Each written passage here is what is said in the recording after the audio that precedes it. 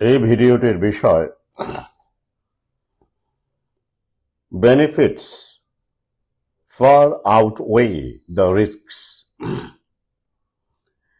শিরোনামটি ইংরেজিতে হলেও ভিডিওটি বাংলাতেই হবে।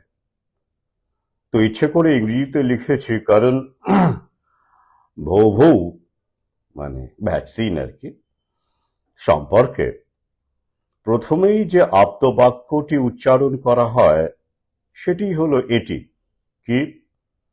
Benefits far outweigh the risks, অর্থাৎ বেনিফিট এত বেশি মানে উপকার এত বেশি মানে ফার আউটওয়ে বলছে না, ওই জন্য আমি এতবার করে বলছি আর কি। উপকার এত বেশি যে রিস্ক সেই তুলনায় নেই বললেই চলে, তাই তো? হ্যাঁ, ভ্যাকসিন সম্পর্কে, যে কোনো ভ্যাকসিন সম্পর্কে এই আপ্তবাক্যটি উচ্চারণ করা হয়ে থাকে। তো সেটি আজকের আলোচ্য বিষয়। তবে হ্যাঁ, এটি কোনো রিসার্চ ভিডিও নয়, বাস্তব জীবনের বিভিন্ন বিষয় যা আমাদের সবারই চোখে পড়ে পর্যবেক্ষণ, সেটাই আসল দরকার আর কি আমি মনে করি। লিঙ্ক তথ্য অনেক কিছু দিয়েও কিছু হয় না যদি পর্যবেক্ষণ শক্তি, প্রশ্ন করার শক্তি না থাকে।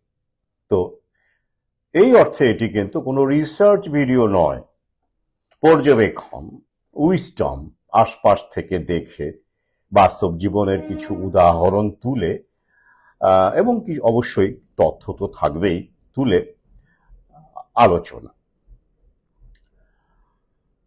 তার আগে আমি দুটি বিষয় বলতে চাইব। একটি বিষয় হলো যে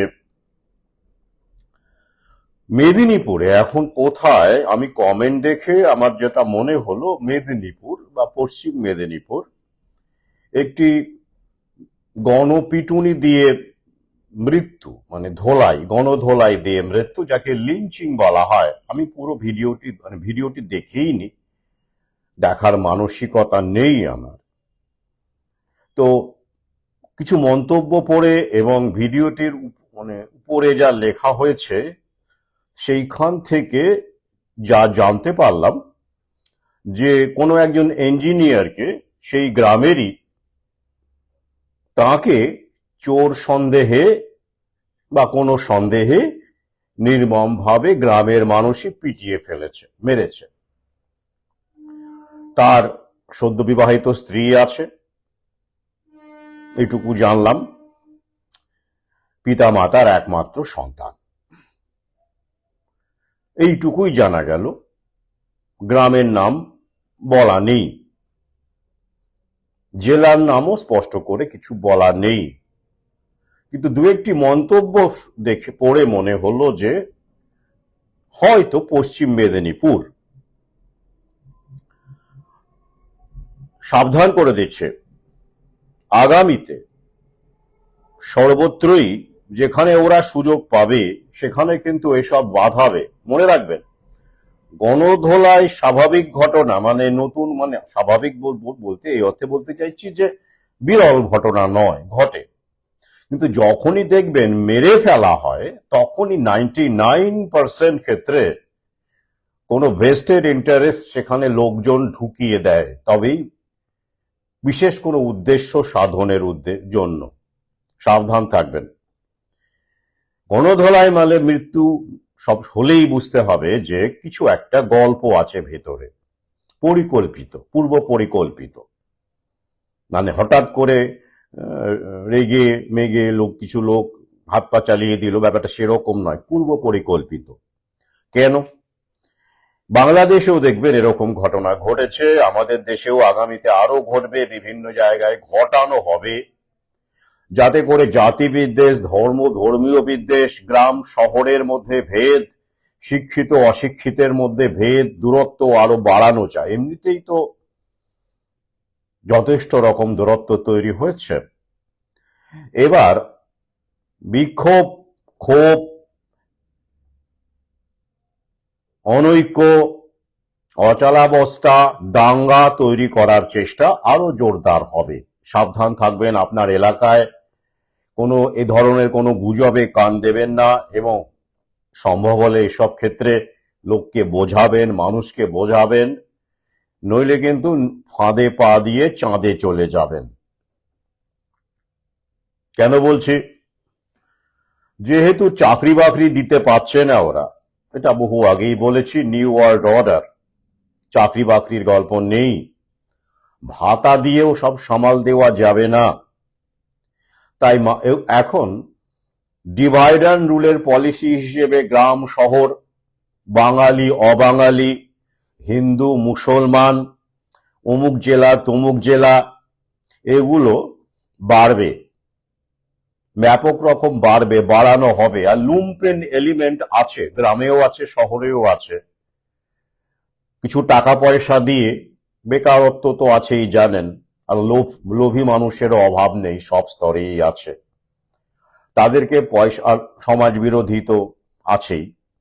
তো এদেরকে পয়সা করে দিয়ে ভেতর থেকে ম্যানেজ করে এসব ঘটানো হবে, যাতে করে এই বিদ্বেষ, দাঙ্গা হাঙ্গামা, ঘৃণা উস্কে দেওয়া যায় যখন যেখানে দরকার। সামনে ভোট আসছে, ভ্যাকসিনও আসছে, সতর্ক থাকুন। নতুন নিয়ম, নতুন বিধি, বিভিন্ন রকমের সমস্যা কিন্তু আগামীতে আসবে। মানে ওরা তার জন্যই আমাদের এগুলো ডাইভার্ট করছে। আমার দৃঢ় বিশ্বাস, এবং আমি যা স্টাডি করেছি, লিঞ্চিং নিয়েও আবার কিঞ্চিত পড়াশোনা আছে। সমগ্র বিশ্বে লিঞ্চিং তো শুধু উপমহাদেশে হয় না, অনেক জায়গাতেই হয়। সেসব ক্ষেত্রে এই মৃত্যু যখনই ঘটানো হয়, তখনই কোনো ভেস্টেড ইন্টারেস্ট সেই এলাকার, এবং অনেক ক্ষেত্রেই সেটা মানে সমগ্র দেশ বা রাজ্যের ওপরে প্রভাব ফেলতে পারে এমন লোকজন যারা রয়েছেন, ক্ষমতায় রয়েছেন, রাজনৈতিক দল হতে পারে, গোষ্ঠী হতে পারে, সংগঠন হতে পারে, এনজিও হতে পারে, কর্পোরেট হতে পারে, সবার তো একই সূত্রে বাঁধা। তাই এই ধরনের কায়েমি স্বার্থ সেখানে রোল প্লে করে। তাই এসবে যতটা সম্ভব সতর্ক থাকুন, আশপাশের মানুষকে অ্যালার্ট করুন, নিজেরা অ্যালার্ট থাকুন, ফাঁদে পা দেবেন না।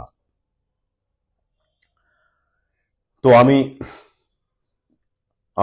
আমাদের হোয়াটসঅ্যাপ গ্রুপে ব্যাপারটা জানিয়েছি। আমার জানার আগ্রহ পশ্চিম মেদিনীপুর কিনা এবং কোন এলাকা। তো আমার যাওয়ার কথা রয়েছে পশ্চিম মেদিনীপুরে 27 তারিখেই। যদি ওই এলাকার কাছাকাছি কোথাও হয়, সম্ভব হয় আমার পক্ষে, একটু ঘুরে আসবো, এই কারণেই আমি জানতে চেয়েছি। বেশ, আরো একটি বিষয়,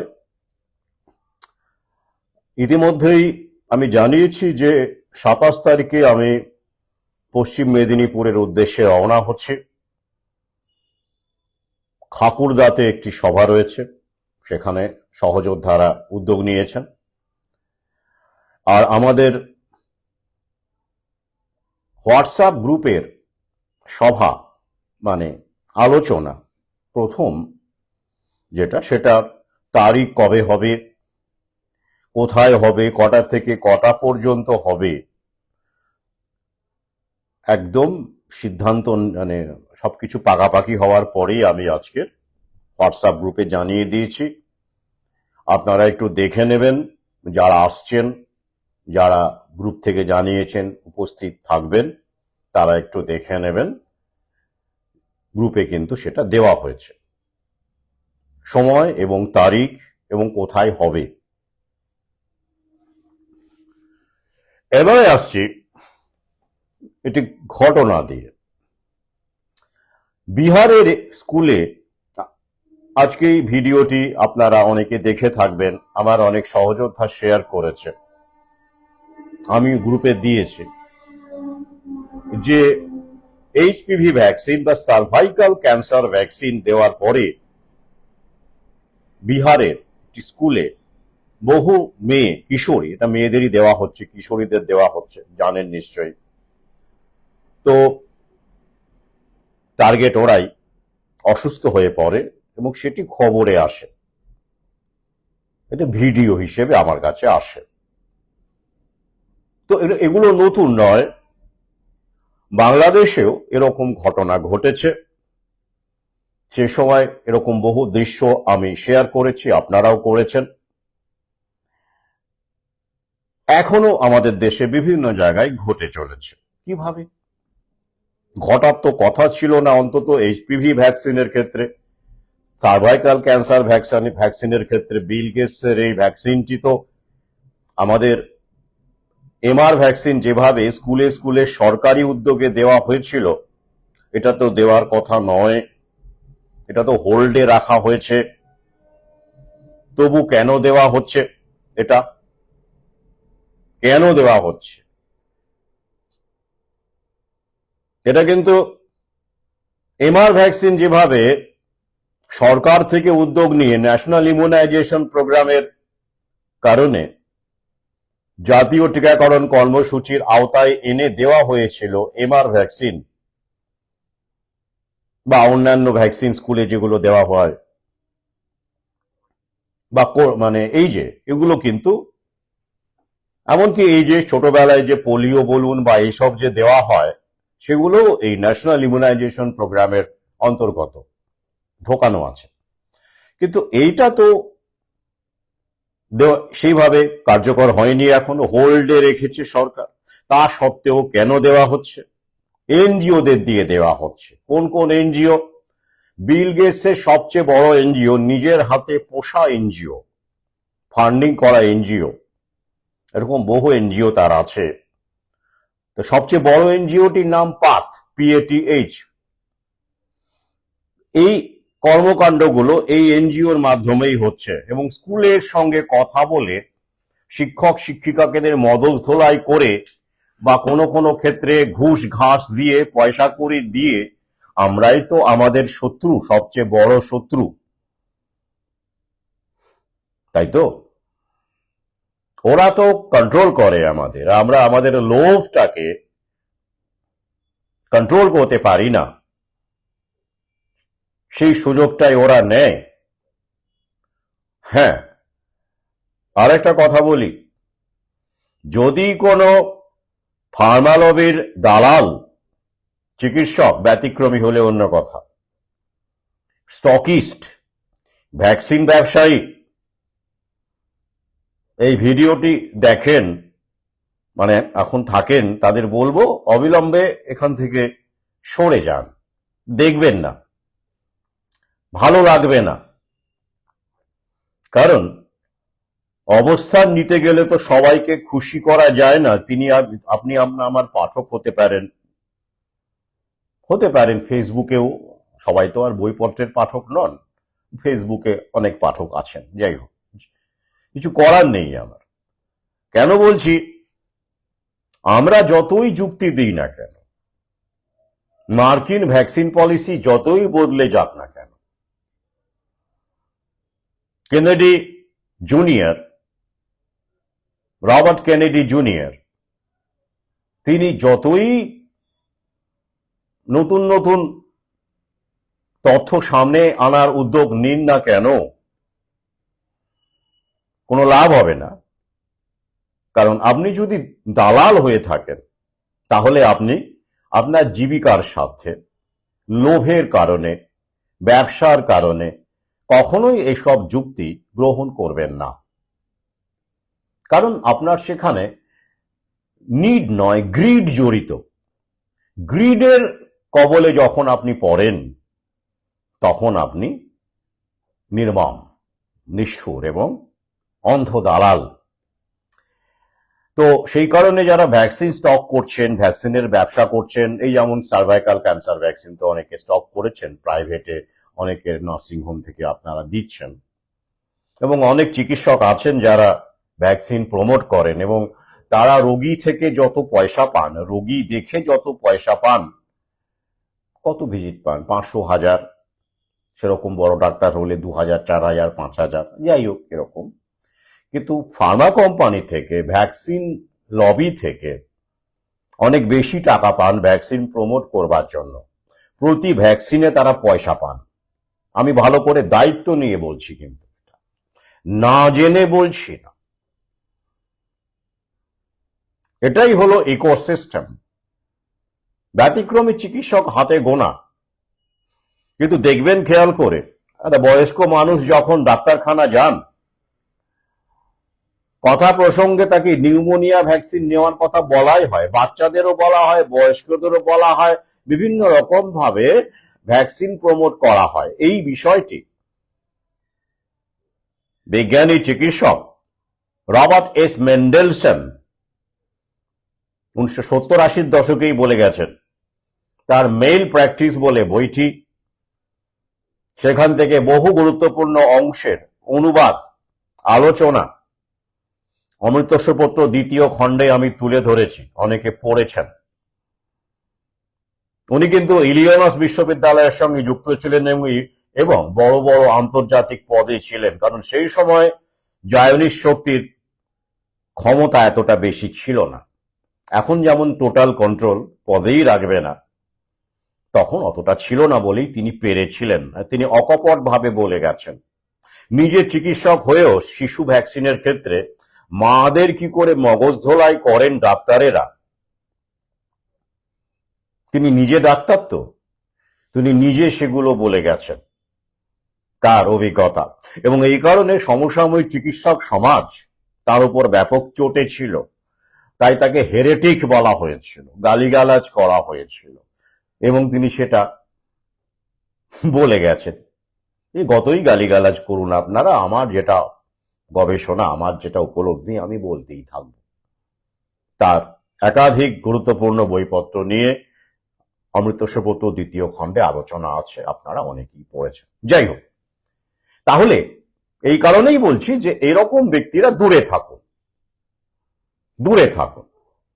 তো এরকম কিছু কিছু চিকিৎসক আমাদের হোয়াটসঅ্যাপ গ্রুপে, মানে এই ফার্মা লবির সঙ্গে যুক্ত, MBBS MD যুক্ত হতে চেয়েছিলেন। সেই ক্ষেত্রে যখন আমি আমাদের গ্রুপের বিধি যেগুলো দেওয়া আছে আর কি, অনস্বীকার্য দিয়েছিলাম, তো তারপরে তিনি আর তারা মানে একাধিক উত্তর দেননি। তো যাই হোক, সেটাই স্বাভাবিক, কারণ আমাদের এই গ্রুপে প্রবেশ করা কিন্তু অত সহজ নয়। সহজ হলে 1000 ছাড়িয়ে যেত এতক্ষণে, মানে গ্রুপে আর জায়গা হতো না। এখন আমাদের কত হয়েছে? এখনো আমরা 200 স্পর্শ করতে পারিনি, কাছাকাছি আছি। যাই হোক, তাহলে আসুন, এই যে ভ্যাকসিনটি কেন এইভাবে চোরাগোপ্তা ভাবে দেওয়া হচ্ছে, এনজিও কে দিয়ে স্কুল কমিটির সঙ্গে কথা বলে বা প্রধান শিক্ষকদের সঙ্গে কথা বলে আন্ডারস্ট্যান্ডিং করে এই ভ্যাকসিন বাংলাদেশে দেওয়া হয়েছে, এইসব স্কুলে দেওয়া হয়েছে। জানি না সেখানে সরকার থেকে অনুমোদন করে টিকাকরণের কর্মসূচির মধ্যে ঢুকিয়ে দেওয়া হয়েছিল কিনা, আমার জানা নেই বাংলাদেশের এই ব্যাপারটা। কিন্তু আমাদের দেশে যে এটা সরকার থেকে করা হচ্ছে না, সেটা আমি একেবারে 100% শিওর। কারণ এগুলো বিভিন্ন স্কুলে মাঝে মাঝে হচ্ছে, চোরাগোপ্তা ভাবে হচ্ছে, আর কোনো কোনো ক্ষেত্রে সোশ্যাল মিডিয়াতে খবরগুলো আমরা জানতে পাচ্ছি। আর এই কারণেই গ্রামে গঞ্জে যাওয়াটা যে কত গুরুত্বপূর্ণ, কারণ এই বিষয়টা জানানো যে কোনো ভ্যাকসিন বাধ্যতামূলক নয়, ফান্ডামেন্টাল রাইট, সেটাই মানুষ জানে না। আর এই ভ্যাকসিনের যে খেলাটা, সেটাও জানে না। ছোটবেলা থেকেই বইপত্রের মাধ্যমে চিকিৎসকদের দিয়ে, শিক্ষকদের দিয়ে, বিজ্ঞানের নামে ওই যে শিক্ষকদের ওরা কাজে লাগিয়ে এখন ছুঁড়ে ফেলে দিচ্ছে, তাই তো? তো শিক্ষকেরা তো ভ্যাকসিনের, বিজ্ঞানের হয়ে বিজ্ঞান টিজ্ঞান পড়িয়েছেন, তারাও তো ভ্যাকসিনের প্রশংসায় করেছেন নিশ্চয়ই, শ্রেণীকক্ষে, ক্লাসরুমে এখনো করেন, তাই তো? তো এখন তো দরকার নেই আর শিক্ষকদের, এখন ডিজিটাল আইডি হয়ে গেছে, কন্ট্রোল করতে পারবে, ডিজিটাল মিডিয়া হয়ে গেছে, হাতে হাতে স্মার্টফোন দিয়েই মগজ তোলায় হয়ে যাবে। এখন আর মাসে মাসে 60,000, 70,000, 80,000 টাকা দিয়ে শিক্ষক রেখে মগজ ধোলাই করার দরকারটা ফুরিয়ে গেছে। যতদিন ছিল ততদিন ওরা করেছে। তো আমরা সবাই পাপী, জেনে বা না জেনে। ম্যাট্রিক্সের অংশ, তাই তো। তো যাই হোক, এবার এই কারণে শিক্ষকেরা বুঝতে পারছেন না, অনেকে বুঝতে চাইছেন না, বা অনেকে বুঝতে পারলেও পয়সা কড়ির প্রলোভন আছে, এত টাকা দেওয়া হবে। এটা এপস্টন ফাইল শুধু নয়, এটা সর্বত্র। এপস্টন ফাইল তো একটা বড় ব্যাপার, বিলিয়নিয়ারদের ব্যাপার, কিন্তু লোভ, প্রলোভন, কাম মাইক্রো ম্যাক্রো সব লেভেলেই আছে। যেখানে অস্ত্র চুক্তি বিলিয়ন বিলিয়ন ডলারের যেখানে হয়, সেখানে কিকব্যাক কয়েক মিলিয়ন ডলার থাকে। যে অমুক দেশের সঙ্গে, রাশিয়ার সঙ্গে বা আমেরিকার সঙ্গে ভারতের প্রধানমন্ত্রী বা প্রতিরক্ষা মন্ত্রী এত বিলিয়ন ডলারের অস্ত্র চুক্তি করল। অস্ত্র দরকার তো দেশের রক্ষার জন্য। আর এই অস্ত্র যে কি কাজে লাগে, অস্ত্র যে কারা মরে আমরা ভালো করেই জানি। কোনো যুদ্ধে এখনো পর্যন্ত কোনো বিলিয়নিয়ার মরেনি, কোনো টেরোরিস্ট এখনো পর্যন্ত কোনো বিলিয়নিয়ার মারেনি। সাধারণ মানুষই মরে যুদ্ধে। আর সাধারণ মানুষের টাকা দিয়েই, ট্যাক্সের টাকা দিয়েই অস্ত্র কেনা হয় এবং তারও সাধারণ মানুষের উপরই প্রয়োগ করা হয়। ট্র্যাজেডিটা এখানে, সে পাকিস্তানি হতে পারে, বাংলাদেশি হতে পারে, ভারতীয় হতে পারে, ভাগাভাগি করে রেখেছে। দেশপ্রেম আসলে তো তা নয়, গোটা বিশ্বটাই ওদের কাছে বাজার মাত্র। যাই হোক, তাহলে তখন কিকব্যাক হয় প্রতিরক্ষা মন্ত্রীর পকেটে, অ্যাকাউন্টে, অমুক মন্ত্রীর অ্যাকাউন্টে। বাইরে থেকে সব সাধু সন্ন্যাসী আগে, হ্যাঁ ওরে বাবা, ঢুকে যায়। ওটা মিলিয়ন মিলিয়ন ডলার ঢোকে। আর এসব ক্ষেত্রে স্কুল টুলে বা এই ধরনের যেখানে এইসব মানে আন্ডারস্ট্যান্ডিং ট্যান্ডিং হয় টেবিলের তলায়, সেখানে হয়তো কয়েক হাজার ঢোকে বা লাখ ঢোকে, তাই তো। ব্যাপারটা একই, প্রলোভন, গ্রিড। তো যাই হোক, কেন এটা এমআর ভ্যাকসিন ঢুকে গেল, কিন্তু এই ভ্যাকসিন, এইচপিভি ভ্যাকসিন, বিল গেটসের এইচপিভি, সার্ভাইকাল ক্যান্সার ভ্যাকসিন, ওটা কি জিনিস, কি ব্যাপার, এটা নিয়ে আমার ইউটিউবেও যথেষ্ট একাধিক ভিডিও আছে, আমি বিস্তারিত আলোচনায় গেলাম। কিন্তু এটা কেন হোল্ডে রাখা হয়েছে, কেন এনজিও কে দিয়ে চোরাগোপ্তা দিতে হচ্ছে, আর মাঝে মাঝে কিছু খবর আমরা পাচ্ছি, অসুস্থ হয়ে যাওয়ার খবর পাচ্ছি, তারপরে কিন্তু তারা বাড়ি ফিরে গিয়ে বেঁচে থাকলো না মরে গেল, সেই খবরটা পাচ্ছি না। কেন? ওই যে তখন দেখবেন ভিডিওর কমেন্টে বা এইসব খবর যখন হচ্ছে বাংলাদেশেও, তখন কি বলবে ওরা, কি বলে কি, কাজ করছে ভ্যাকসিনটা, দারুণ কাজ করছে, এটা মানে একটুখানি এরকম হবে, বমি টমি হবে, অল্প অজ্ঞান হয়ে যাবে, চোখে জল টলে ছিটে ফিটে দিতে হবে, হয়তো একটুখানি হাসপাতালে গিয়ে যেতে হবে, একটুখানি ফার্স্ট এইড করে দিয়ে একেবারে তারপরে ঠিক হয়ে যাবে। মানে কি, ভ্যাকসিন কাজ করছে, মানে এরম হলে বুঝতে হবে ভ্যাকসিন কাজ করছে। আগে হ্যাঁ, এভাবেই আমাদের মগজ ধোলাই করা হয়েছে, কাজ করছে, ভ্যাকসিন কাজ করছে। তারপরে যখন আসল কাজটা করে ফেলবে, তখন আর মিডিয়াকে আপনি পাবেন না, তখন জলে ডুবে মৃত্যু। জল স্নান করতে গিয়ে হার্ট অ্যাটাক, বুঝবেন কি করে ওটা কিভাবে মৃত্যু, তাই তো। নাচতে নাচতে যে করোনা, নাচতে নাচতে মৃত্যু, হার্ট অ্যাটাক। জিম করতে করতে মৃত্যু, বাইক চালাতে চালাতে মৃত্যু। বাইক চালাচ্ছেন, সেই সময় হার্ট অ্যাটাক, মারলেন গাছে ধাক্কা, তাহলে কি হবে, অ্যাক্সিডেন্টে মৃত্যু। গাড়ি চালাচ্ছেন ফোর হুইলার, সেই সময় আপনার হার্ট অ্যাটাক হলো বা ব্রেন স্ট্রোক, কি হলো, সামনে লরি, আপনি স্টিয়ারিং ঘোরাতেই পারলেন না, কি হবে, গাড়িটা লরিতে গিয়ে ধাক্কা মারবে, কি হবে, হেড অন কলিশনে মৃত্যু, তাই তো। এরকম বহু বেড়ে গেছে, আমরা বুঝতেই পারছি না ওটা আসলে কেন হচ্ছে। নাচতে নাচতে, জিম করতে করতে, হাঁটতে হাঁটতে, এগুলো বুঝতে পারছি, আমরা ধরতে পারছি, কিন্তু ওই যে অ্যাক্সিডেন্ট হলে ধরবেন কি করে? আর আমাদের দেশে কি এগুলো পোস্টমর্টেম হয়? প্রথম বিশ্বের মানুষ এতটাই সচেতন, সেখানে চিকিৎসকরাও সঙ্গে আছেন। এসব বহু চিকিৎসক নিয়ে আমি লিখেছি, বলি তাদের নাম, তাই তো। জানেন আপনারা, দ্বিতীয় খণ্ডে এমন বহু চিকিৎসকের নাম আছে যারা এখনো লড়াই করছেন। তো কিন্তু আমাদের দেশে তো নেই, সবই তো দালাল, দলাল দালাল আর দালাল। তো কি করে পাবেন? আসুন, কেন এই ঘটনাটা ঘটল? 2009 সালে এই ভ্যাকসিন, সার্ভাইকাল ক্যান্সার ভ্যাকসিন, আমাদের দুটি রাজ্যে কয়েক হাজার, সব মিলিয়ে প্রায় 40,000 45,000 এরকম হবে, ট্রাইবাল মেয়েদের দেওয়া হয়। এটা নিয়ে আমার বিস্তারিত ভিডিও বা লেখা আছে, তবু এখানে একটু বলছি কারণ এটা রিলেটেড, যেহেতু আজকেই এটা ভিডিওটা আমরা দেখতে পেয়েছি। অন্ধ্রপ্রদেশ, বর্তমানে তেলেঙ্গানা এবং গুজরাট 2009 সালে দেওয়া হয়। বিল গেটসের ভ্যাকসিন, এইচপিভি ভ্যাকসিন। বেশ, তো গার্ডাসেল সে সময়, নাম তো আছে কত রকমের নাম ওদের, মাল একই, শুধু এবার যেমন দেওয়া হচ্ছে মাল একই। তো এবার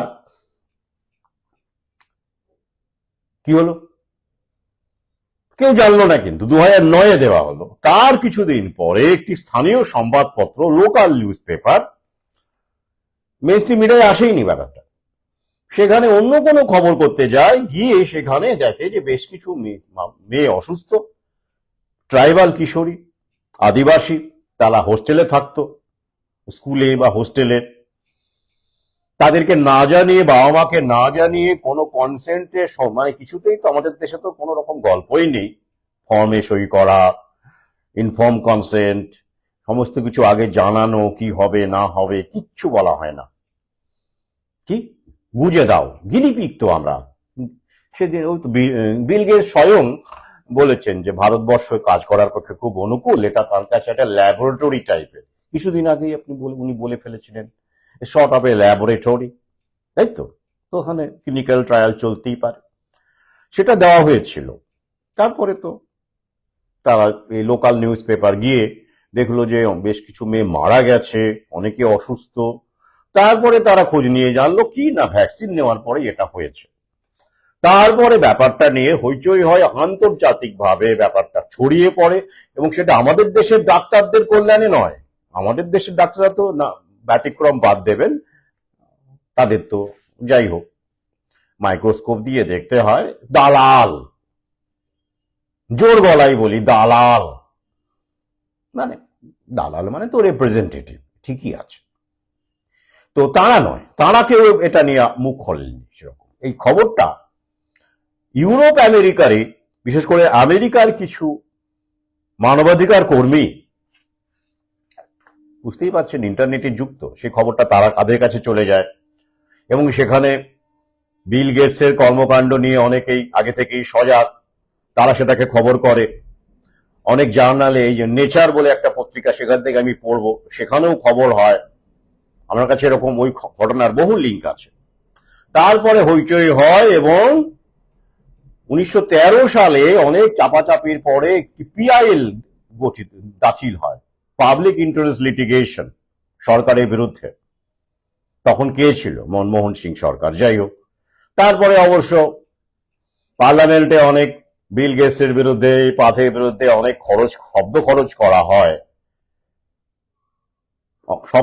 করা হয়, কিন্তু ওই যে টাকা কিনে নেয় ওরা, দু একটা এমপি কিনতে, দেশ কিনে নিচ্ছে, আর এমপি কিনতে কি লাগে, নেতা প্রধানমন্ত্রী কিনে নিচ্ছে, তো চাপা পড়ে গেল। বিল গেটসের কিছুই হলো না, ওটা ধামা চাপা।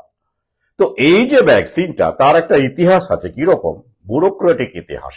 খুব লজ্জা হয় আমাদের দেশকে নিয়ে আমার, মানে বর্তমানে আমাদের দেশ আর আগে কোথায় আমরা ছিলাম। এটা 2007 সালে আগে থেকেই বিল গেটসের পাথের সঙ্গে আমাদের আইসিএমআর চুক্তি করে ফেলে আগে ভাগেই। ভারতে ব্যবহারের অনুমোদন হয় 2008-এ, কিন্তু আগে ভাগেই 2007-এ আইসিএমআর কি করে, ভারতের উজ্জ্বল নক্ষত্র এইসব ক্ষেত্রে, চিকিৎসার ক্ষেত্রে, ভ্যাকসিনের ক্ষেত্রে, ফার্মা লবির কন্ট্রোলের ক্ষেত্রে। কন্ট্রোল তো করে না, দালালি করে। 2007-এই চুক্তি করে ফেলে। কিরকম একটু পড়ে শোনাই আপনাদের। An Indian parliamentary panel recently accused the US headquartered health philanthropy of having violated local government regulations while conducting clinical trials for a cervical cancer vaccine on Indian girl children 3 years ago. ভাবুন, আমেরিকাতে ওর headquarter বলে ওই যে Bill Gates, বেশ, তো মানবতার কাজে ফিলেন্থ্রপির উদ্যোগ হিসেবে এই আমেরিকায় অবস্থিত মানবিক কোম্পানি, ভ্যাকসিন কোম্পানি, তার হেডকোয়ার্টার, মানে যে ভ্যাকসিন কোম্পানি শুধু নয়, মানে ভ্যাকসিনকে প্রমোট করে যে ওই বিল গেটস, তো সেটা নিয়ে আমেরিকাতে চর্চা হচ্ছে। কারণ কি, ঠিকঠাক রেগুলেশনস না মেনে ট্রাইবাল মেয়েদেরকে এই ভ্যাকসিনটা ইন্ডিয়ান গার্ল চিলড্রেন দেওয়া হয়েছে 3 বছর আগে, 2009, এটা 2012 সালের খবর। The committee also questioned ICMR's rationale for committing to support the use of HPV vaccine in the agreement it signed with PATH in 2007, even before the vaccine was approved for use in India. ভাবুন, American সেই committee, যে committee গঠিত হয়েছে এই অপরাধের তদন্ত করতে, আমাদের দেশের কমিটি নয়। আমাদের দেশে তো পরের বছর এটা নিয়ে পিআইএল হলো, এটা 2012 খবর। আর এই খবরটা যখন আমেরিকা থেকে বিভিন্ন পত্রপত্রিকায় প্রকাশিত হচ্ছে, তখন চাপে পড়ে লজ্জা ঢাকা দেওয়ার জন্য আমাদের দেশে এটা পিআইএল হলো পরের বছর। ভাবতে পারেন কি, যেটা ভারতে অ্যাপ্রুভ হয়নি, যেটা 2008-এ হয়েছে, তার আগে থেকেই পাথের সাথে এই আইসিএমআর চুক্তি করে ফেললো। এটা নিয়ে প্রশ্ন তুলেছে কমিটি, এটা কি করে হয়? হায় তৃতীয় বিশ্ব, এখানে সব হয়। আচ্ছা, তারপর and its decision to include it in the universal immunization program, a job normally handled by the National Technical Advisory Group on Immunization in the Health Ministry. The committee has accused of DCGI of remaining a silent spectator even when its own rules and regulations were being so flagrantly violated by PATH. বুঝলেন, DCGI drug control, drug কন্ট্রোলকে পর্যন্ত সেই American সংস্থাটি যেমন নিরপেক্ষ ভূমিকায় inquiry করছিল, তারা এই ড্রাগ কন্ট্রোল ভারতের যে প্রতিষ্ঠান, তাকে পর্যন্ত সমালোচনা করেছে। কি, যেটা তার করা উচিত ছিল, দেখভাল করা উচিত ছিল, এবং ন্যাশনাল টেকনিক্যাল অ্যাডভাইসারি গ্রুপের মাধ্যমে অ্যাপ্রুভ হওয়ার কথা ছিল, সেটা না করে পাতকে এতটা সুযোগ দিয়ে দিল ওরা। এরকম একটা অমানবিক ঘটনা ঘটলো, এতটা ক্ষমতা, এতটা অধ্যত্ব দেখানোর সুযোগ করে দিল পাতকে এই কর্তৃপক্ষ, ভারতের একটা বডি। আগে হ্যাঁ, এই সব কারণে কিন্তু সরকার এখনো আমাদের দেশের দালাল চিকিৎসক, দালাল বৈজ্ঞানিক, তারা চুপচাপ আছেন, তারা টাকা গুনছেন, সময় ঘনিয়ে আসছে, এই তো বেশি দিন নেই আর। তবে হ্যাঁ, ওই টপ লেভেলের গুলো তো এখনো থাকবে, তবে আস্তে আস্তে শেষ হবে, হায়ারার্কির পতন হবে, দেখা যাবে এবার। তো এই কারণেই আমাদের বাজেট ভাষণে বা সেই সময় দেখবেন এই বিল গেটসের ভ্যাকসিন, এটাও হ্যাঁ সেরাম ইনস্টিটিউট, এবার আগেকারটা তো মার্ক ছিল, একই কম্পোজিশন, তো নতুন কলেবর, কিন্তু সরকার হোল্ডে রেখেছে।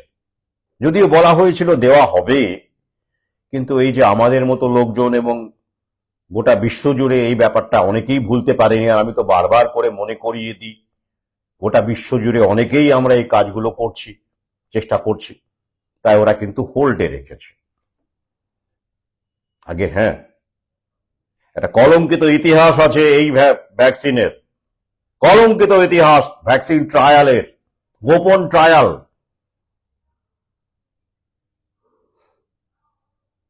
তবে আর এই কারণেই বিভিন্ন এনজিও কে দিয়ে ওরা এই মহান থ্রপির কাজটি, মানবিকতার কাজটি করে চলেছে। ভাবুন তো, এটা মানবিকতার কাজ কেন? মানুষের ভালো করার জন্য বিল গেটস সহ এই সব লোকজনের এতটা দরদ কেন বলুন দেখি। আচ্ছা, এবারে আসি আজকের যে শিরোনাম সেটিতে। এবার বুঝতে পারছেন তো রিলেশনটা কোথায় ছিল?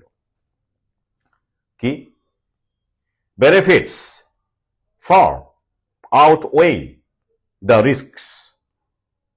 আরো একবার বলি, ভ্যাকসিনের উপকার এত এত এত এত এত বেশি যে রিস্কটা ধরাই যায়, মানে ধর্তব্যের মধ্যে নয়। ব্যাপারটা এইরকম। কিরকম? মানে উপকারের জন্য ভ্যাকসিন দেওয়া হচ্ছে, তাই তো? এক কথায় মানুষের উপকারের জন্য, মানুষের ভালোর জন্য ভ্যাকসিন দেওয়া হচ্ছে, সরকার থেকেও দেওয়া হচ্ছে। আর সরকার থেকে যেগুলো দেওয়া হচ্ছে তো জাতীয় টিকাকরণের মধ্যে দেওয়া হচ্ছে, কিন্তু এর বাইরেও তো যেগুলো সরকার থেকে দিচ্ছে না, এই যেমন ধরুন এইচপিভিটা এখনো দেওয়া হচ্ছে না, তাহলে তাই বলে কি বসে থাকবে? এত ভালো ভ্যাকসিন ডাক্তারেরা অনলাইনে বারবার প্রচার করে চলেছেন, আমি ফেসবুকে দেখছি বড় বড় ডাক্তার তারা এইচপিভি ভ্যাকসিন নেওয়ার জন্য সাজেস্ট করছেন, ইউটিউব চ্যানেল আছে সেখানে হাজার হাজার লক্ষ লক্ষ ভিউ আছে, তারা কামাচ্ছেন, চ্যানেল থেকে কামাচ্ছেন, আবার কোম্পানি থেকে কামাচ্ছেন, তাই তো? ভালো জিনিস, বেশ। এবার তাদের প্রশ্ন করুন, আমেরিকাতে আমার কাছে তথ্য আছে, লিঙ্ক আছে, সেখানকার বা পিতা মাতারা, একটা প্রথম বিশ্বের দেশ, সেখানে বিল গেটস আমেরিকান, তো তাদের দেশের এত বড় মহানুভব ব্যক্তির তৈরি ভ্যাকসিন, উদ্যোগে, এন্টারপ্রাইজ, মানবতাবাদী বিল গেটসের ভ্যাকসিন তারা কেন নিচ্ছেন না? নাকি তারা অশিক্ষিত? আমরা বেশি শিক্ষিত হয়ে গেছি আর আমেরিকানরা, ইউরোপিয়ানরা অশিক্ষিত হয়ে গেছে, যেখানে ভ্যাকসিন ছেটে ফেলা হচ্ছে। এইচপিভি ভ্যাকসিন তো দিচ্ছেই না সংখ্যা, বাবা মারা দিন দিন না নেওয়ার সংখ্যা বাড়ছে। তো সেই তথ্যগুলো কি তারা দেন? আমাদের দেশের দিগ্গজেরা কেন? প্রশ্ন করবেন না কেন? ওরা তো শিক্ষিত প্রথম বিশ্বের মানুষ, মার্কিনী ডলারের দেশের লোক, তারা হঠাৎ করে বেঁকে বসলেন কেন? এরকম করে বিগত কয়েক বছর ধরে এদের ট্রেন্ড দেখতে পাচ্ছি, গত 10 বছর ধরে ওরা এটা বেঁকে আরো এটা বাড়ছে ক্রমে ক্রমে। কেন? ওখানে তো আগে দেওয়া হয়েছে এসব, তারপরও তো আমাদের দেশে, ওখানে ওরা তো আগে ভুক্তভোগী, ওরা তো জানে কি হচ্ছে। ভ্যাকসিনের স্প্রেড গ্রামে গঞ্জে আমাদের দেশে এই আশা কর্মীদের দিয়ে ছড়ানো হয়েছে, সেটা অনেক পরের দিকে, 2003 2004, মানে 2003-এর পর থেকে, আর ভালো বলতে গেলে 2005 এরকম সময়। আর গ্রামে গঞ্জে কোথায় ভ্যাকসিন দেওয়া হতো সেভাবে? শহরের লোকই ভ্যাকসিন পেত এবং প্রাইভেট থেকে নিত, গ্রামে গঞ্জে কটা ভ্যাকসিন দেওয়া হতো? তো এটা আশা কর্মীদের মাধ্যমে একটা বড় নেটওয়ার্ক তৈরি করা হলো। কিন্তু ইউরোপ আমেরিকায় তো অনেক আগেই ওরা সভ্য ভদ্র হয়ে গেছে, ওখানে এই নেটওয়ার্কটা অনেক আগে থেকে ছিল, তাই ওখানে মানুষ অনেক আগে থেকেই ভ্যাকসিন পেয়েছে। আর পেয়ে পেয়ে ওরা অভিজ্ঞতা দিয়ে বুঝতে পেরেছে, শুধু লিঙ্ক ফিং লাগে না, আশপাশ থেকে দেখেই বুঝতে পেরেছে যে হ্যাঁ এই কারণে এসব হচ্ছে। আগে তো আমাদের বাবা কাকাদের এত অসুখ ছিল না। হুম। জিবিএস ছিল না, লুপাস ছিল না, অ্যালার্জি ছিল না, জুভেনাইল ডায়াবেটিস ছিল না, জুভেনাইল অ্যাসমা ছিল না, শিশুদের অ্যাসমা ছিল না, অটিজম ছিল না। এগুলো কি কোত্থেকে হলো? এত কিছু হচ্ছে কি করে? ক্যান্সার, ওরা পরিবেশ থেকে শিখেছে, পর্যবেক্ষণ করে। আর এগিয়ে এসেছে যখন, ধরিয়ে দিয়েছে কিছু চিকিৎসক, অ্যান্ড্রিউ ওয়েকফিল্ড, রবার্ট এস মেন্ডেলসন, ডেলোরাস কাহিল, এরকম বেশ কিছু বিজ্ঞানী। তো তখন যারা এগুলো বলেছেন তখন তারা দুয়ে দুয়ে চার করে নিয়েছে। তো তো আমাদের দেশে তো এখনো আমরা বলছি, কেউ কেউ বুঝতে পারছেন, কিন্তু ওই পর্যায়ে তো এখনো যায়নি। আমাদের ওই পর্যায়ে যেতে সময় লাগবে। ওই উন্নতিটা আগে হোক, হওয়ার পরে অনেকে বুঝতে পারবেন। তখন অনেকের পক্ষেই খুব দেরি হয়ে যাবে। It will be too late. বেশ, এবারে আসুন তাহলে। ভালো কাজ, বেনিফিট এত বেশি যে রিস্ক এত কম, ধর্তব্যের মধ্যে নয়। আচ্ছা বলুন তো, ভ্যাকসিন দেওয়া ছাড়া পৃথিবীতে আর কোনো কাজ নেই যেখানে বেনিফিট বেশি, রিস্ক খুবই কম? যেমন ধরুন, একটা মানুষ পৃথিবীতে বাঁচতে গেলে কি লাগে বলুন তো? জীবিকা, চাকরি। ধরুন চাকরি, চাকরি কে দিয়েছে? একদিন সরকারও চাকরি দিয়েছে, এখন না হয় দিচ্ছে না। কর্পোরেটও চাকরি দিয়েছে, এখন না হয় সব ছাঁটাই করছে। মানে কিছু কিছু ওই এআই রোবোটিক্স ও হাতে গোনা ছাঁটাই করছে। বেশ, কিন্তু এটা তো কোনো সন্দেহ নেই যে চাকরি বাঁচতে গেলে দরকার, জীবিকা বাঁচতে গেলে দরকার চাকরি বা কর্মসংস্থান। আমি চাকরি দিয়েই বলছি, যেটা এখন ছাঁটাই হচ্ছে। তো এটা যখন একটা মানুষকে দেওয়া হয়, সে কি হয়? খাদ্য, বস্ত্র, বাসস্থানের ব্যবস্থা করে, পরিবার প্রতিপালন করতে পারে। তো এটা নিশ্চয়ই বেনিফিটস বেশি। তো এই ক্ষেত্রে আমরা এই বাক্যটা কি অনায়াসে বলতে পারি? কি বলতে পারি? Benefits far outweigh the risks. যে কাউকে চাকরি দিলেন, কোন সরকারি চাকরি কাউকে দিলেন, সে বাড়িতে বসে আছে, বেকার ছেলে, কিছু করার নেই, হতাশায় ভুগছে। তাকে সরকার থেকে প্রতিনিধি এসে বলল, ভাই তুমি ঘরে বসে হতাশায় ভুগছো, এসো তোমাকে রেলে একটা চাকরি দিলাম, বা তোমাকে নবান্নে একটা চাকরি দিলাম। বেশ, এটা তো আপনারা কি অস্বীকার করতে পারেন? এখানে বেনিফিট আছে, আছে তো। বেঁচে থাকতে পারবে খেয়ে পড়ে, রিস্ক নেই কি? আছে। কি? চাকরি করতে গেলে বাইরে বেরোতে হবে, বাইরে বেরোতে গেলে বাসে উঠতে হবে, বা ট্রেনে উঠতে হবে, বা অটোতে উঠতে হবে, বা বাইকে করে যেতে হবে। দুর্ঘটনা ঘটতে পারে। যে বাসে যাচ্ছিল সেই বাসে দুর্ঘটনা হতে পারে, যে ট্রেনে যাচ্ছিল সেই ট্রেন লাইনচ্যুত হতে পারে, যে বাইকে যাচ্ছিল সেই বাইকের সঙ্গে ট্রাকের ধাক্কা লাগতে পারে। তো রিস্ক তো আছেই। চাকরি করতে গেলেও যাওয়ারও রিস্ক আছে, আছে তো। দুর্ঘটনা রিস্ক, ঘরে বসে থাকলে ট্রাকের ধাক্কায়, রেল লাইনচ্যুত ট্রেনের সমস্যা, এগুলো তো হয় না। অন্য সমস্যা হতে পারে, কিন্তু এই যে দুর্ঘটনায় মৃত্যু, সেটা ঘরে থেকে হয় না, বাইরে থেকেই বেশি হয়, সেটাই স্বাভাবিক। যানবাহন দুর্ঘটনা, তাহলে যানবাহন দুর্ঘটনার মৃত্যুটা আছে বলে কি আপনি সরকারি চাকরি পেলে নেবেন না? আলবাদ নেবেন, কারণ সেটা আপনি পরিষ্কারভাবে বুঝতে পারছেন যে বেনিফিটটা এত বেশি যে ওইটুকু রিস্ক নেওয়াই যায়, মানে ওটা ধর্তব্যের মধ্যে নয়। তখন কি আপনি ভাববেন, ধরুন আপনাকে কেউ সরকারি চাকরি দিল, বা ভালো একটা চাকরি দিল, ভালো মাইনে, সংসার প্রতিপালন করতে পারেন। তো সেই সময় আপনি অ্যাপয়েন্টমেন্ট লেটারটা নেওয়ার সময় কি ভাববেন যে এই চাকরিটা করতে গেলে আমাকে ট্রেনে উঠতে হবে, বাসে উঠতে হবে, বাইকে উঠতে হবে, বা যাই হোক দুর্ঘটনার সম্ভাবনা আছে, দেখতে এলে নেব না? এরকম হয় কি? হয় না, কারণ ওটা সত্যি ধর্তব্যের মধ্যে নয়, তাই তো। কিন্তু এই ধরনের ভালো কাজ কেন করা হয় না বলুন দেখি? কেন করা হচ্ছে না এই ধরনের ভালো কাজ? সরকার থেকে ভ্যাকসিন গুঁজে দিচ্ছে, দেওয়ার সময় বলা হচ্ছে, ডাক্তারেরা, দালালেরা বলছে benefits far outweigh the risks, তাই তো? কিন্তু চাকরি বাকরি দিয়ে তো বলছে না, ওগুলাই তো হওয়ার কথা ছিল, ওটা তো ভালো বেনিফিট। তাহলে ওই কাজগুলো ওরা করছে না, মানে অ্যাকচুয়ালি এই ক্ষেত্রে কিন্তু সত্যি সত্যি বেনিফিটটা এত বেশি যে রিস্কটা আমরা ধরিই না। কিন্তু ভ্যাকসিনের ক্ষেত্রেও কি তাই? তাই কি? কিরকম সত্যি ভ্যাকসিনের ক্ষেত্রে এই কথাটা যখন বলা হয়, আপ্তবাক্যটা কতটা সত্যি? লরির পেছনে লেখা থাকে মেরা ভারত মহান, যতটা সত্যি এটাও ততটা সত্যি। মেরা ভারত মহান মানে বললেই ভারত মহান হয়ে যায় না। ভারত মানে কি? ভারত মানে কাকে বোঝানো হচ্ছে? ভারত মানে নরেন্দ্র মোদী, না ভারত মানে আদানি, নাকি হাঁসদেও অরণ্য ছেদন, নাকি দেউচা পাচামির মানুষের উচ্ছেদ? কোনটা মানে দেশ মানে কোনটা সেটা আগে বুঝতে হবে, তারপরে তো মহান হবে পরের গল্প। ব্যাপারটা এই রকম, তাই তো? কিরকম দেখুন, তাহলে কেন দিচ্ছে ওরা? কারণ চাকরি দিতে গেলে সরকারের খরচা আছে, মাসে মাসে মাইনে দিতে হবে। এমনকি কর্পোরেটও ছাঁটাই করছে, কারণ তারা মুনাফাটাকে বাড়াতে চাইছে। এআই ইন্ট্রোডিউস করে যত কর্ম সংকোচন করা যায় তত মুনাফাটাকে বাড়ানো যাবে, তো মূল উদ্দেশ্য ওটাই, মুনাফা।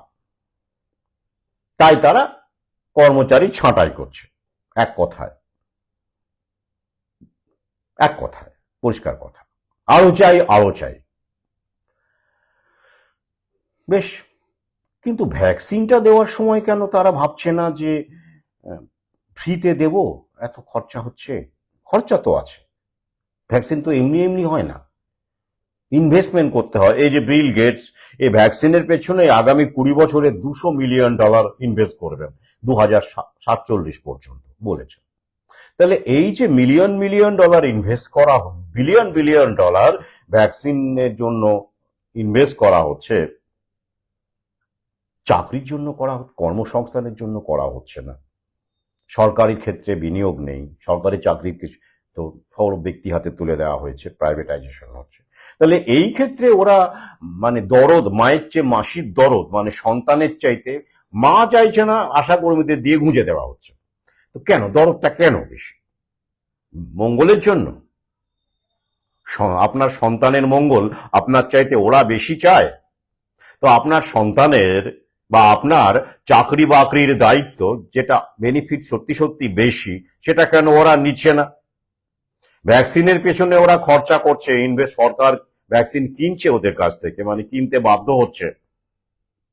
আর যে ক্ষেত্রে সরকার কিনছে না, যেমন পোলিও ভ্যাকসিন, তো আগের ভিডিওগুলোতে বলেছি, সরকার আমাদের টাকা দিয়ে কত হাজার কোটি টাকা খরচা করে যেমন করোনা ভ্যাকসিন কিনেছে বিল গেটস এর কাছ থেকে, মানে সিরাম ইনস্টিটিউটের কাছ থেকে, তেমনই সমস্ত ভ্যাকসিনের পেছনে বিলিয়ন বিলিয়ন ডলার খরচা করে সরকার ভ্যাকসিন কেনে। আর যখন সরকার এই যে দিচ্ছে না, যেমন এই যে সার্ভাইকাল ক্যান্সার ভ্যাকসিন, তখন কি করছে ওরা নিজে থেকে এনজিও কে দিয়ে স্কুলে স্কুলে গুঁজে দিচ্ছে। কেন? মহান উদ্দেশ্যের জন্য। ভাববেন না কেন দিচ্ছে? আসুন এবার গল্পটা বলি, আসল গল্পটা।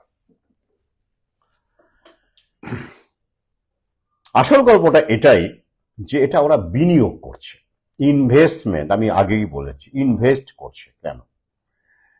আপনার অন্য ভালো করার ইচ্ছে ওদের নেই, জীবন জীবিকার কোনো ব্যবস্থা ওরা করছে না, পারছে না বলে ভাতা দিয়ে বিক্ষোভ সামাল দেওয়ার চেষ্টা করছে। আর ভ্যাকসিন গুঁজে দেওয়ার বেলায় ফ্রিতে। ক্যান্সার হলে আপনার ইন্স্যুরেন্স না থাকলে হসপিটালে ভর্তি নেই, চিকিৎসা নেই। কেমোথেরাপি ফ্রিতে দিচ্ছে ওরা, কেমোথেরাপি ফ্রিতে দেয়, রেডিয়েশন ফ্রিতে দেয়। ডায়াবেটিসের যে ইনসুলিন লাগে, ডায়াবেটিসটা ওরাই ধরায়, হুকে দিয়ে আবার প্যারামিটার চেঞ্জ করিয়েছে। ইনসুলিন ফ্রিতে দেয়? দেয় না। তাহলে হার্ট ট্রান্সপ্লান্ট জীবনদায়ী ওরা বলে ফ্রিতে করায়। আহারে, তাহলে মানুষকে তুমি ভ্যাকসিনটা ফ্রিতে দেবে, সরকার থেকে যখন একটুখানি টালবাহানা করে আমাদের মতো লোকজনের, চাপে এবং কলঙ্কিত ইতিহাস, এই এইচপিভি ভ্যাকসিনের কথাই বলছি, যেটা বলছি আলোচনা, তখন ওরা নিজের দায়িত্বে এনজিওকে দিয়ে গুঁজে দিচ্ছে। তো অন্যান্য যেগুলো জীবনদায়ী চিকিৎসা, ক্যান্সার চিকিৎসা থেকে শুরু করে হার্ট, ব্রেন সার্জারি বা অন্যান্য জীবনদায়ী ওষুধ যেগুলো, ওরাই তো বলে লাইফ সেভিং ড্রাগস, সেগুলো কেন বিনামূল্যে দেওয়া হয় না? তখন কেন হাসপাতালের বিল লক্ষ লক্ষ টাকা হয়, রোগী আটকে রেখে বিল নেওয়া হয়, তাই তো? কেন প্রশ্ন করবেন না? সত্যি যদি ওরা মানুষের প্রাণ বাঁচানোর জন্য ভ্যাকসিন দিত, তাহলে মানে ভ্যাকসিনটা যদি প্রাণ বাঁচানোর জন্যই হতো, রোগ থেকে মুক্ত করা, যাতে মানুষ সুস্থ থাকে, এই যে মেয়েদের যেমন ক্যান্সার যদি না হয়, জরায়ু মুখ ক্যান্সার, সার্ভাইকাল ক্যান্সার যেটা বলে, সেটা যেন না হয়, তার জন্য মহান উদ্যোগ, বেশ। তাহলে এই সব ক্ষেত্রে কেন তাদেরকে হাসপাতালে আমাদের বিল দিতে হয়, নার্সিং হোমে কেন বিল দিতে হয়? একটা মানুষের মৃত্যু আটকানোর জন্য, অসুস্থ হলে তাকে হাসপাতালের বিল, নার্সিং হোমের বিল কেন 10 লক্ষ, 15 লক্ষ, 20 লক্ষ, 25 লক্ষ, 60 লক্ষ, 70 লক্ষ ছুঁয়ে যায়, তখন কেন ফ্রি করা হয় না? আপনার যদি মগজটা থাকে এই প্রশ্নটা করুন, আর যদি না বোঝেন জীবনে কোনোদিন বুঝবেন না। খুব very simple, very simple. Bangla না বললে ইংরেজিতে বলি। এখন আবার শুনছি নাকি ভিডিও ইংলিশ করে দিচ্ছে, মানে এআই দিয়ে আর কি, ইউটিউবে অনেকে ডাউনলোড করে বলছেন যে স্যার ইংরেজি হয়ে যাচ্ছে। আমি নিজেও শুনেছি, হ্যাঁ ইংরেজি হয়ে যাচ্ছে। তো কণ্ঠস্বরটা যদিও আমার মতো হেঁড়ে নয়, তো এআই কে দিয়ে করাই তো, তো ওরকম একখানা কিন্নর কণ্ঠস্বর টাইপের শোনা যায় আর কি। যাই হোক, তো বাংলাটাই বুঝুন। Very simple. They keep on demanding that they are vaccinating us, they are vaccinating people for immense benefits, to save their lives, to protect their lives. Don't they? That's why they keep on parroting the dictum, vaccines benefits far outweigh the risks. They have been doing it since the birth of vaccines. But it's high time to ask this question to these people. Very simple question. Yes, you are vaccinating us. You are vaccinating the children, our beloved children, to protect them, to save their lives. So why don't you follow the same policy in nursing homes while treating people? Why do you bill them in lakhs? Why do you insist on insurance coverage? If you are really humanitarian, if you are really philanthropist, follow the same rule everywhere. Why do you practice selective philanthropy? Yes, it is simply selective philanthropy. Why? Because this is not at all philanthropy. This is vested interest. This is opportunism, my dear. This is opportunism. এটাই যদি না বোঝেন তাহলে আর কিছু করার নেই। একটু ইংরেজি করে দিলাম, অনেকেই তো নন বেঙ্গলি মানুষও নাকি আমার ভিডিও টিডিও দেখছেন, শুনছেন, এআই এর সাহায্য নাকি তাদের কাজে লাগছে, মানে এই যে তারা ইংরেজিটা নাকি শুনছেন, অনেকে বলছেন। যাই হোক, ওকে ফাইন, ইউ ওয়েলকাম। তাহলে উদ্দেশ্য এটাই কিরকম দেখুন, খেলাটা এরকম, ওরা জানে যে এই ভ্যাকসিনের একটা ডিভিডেন্ড আছে। কি ডিভিডেন্ড?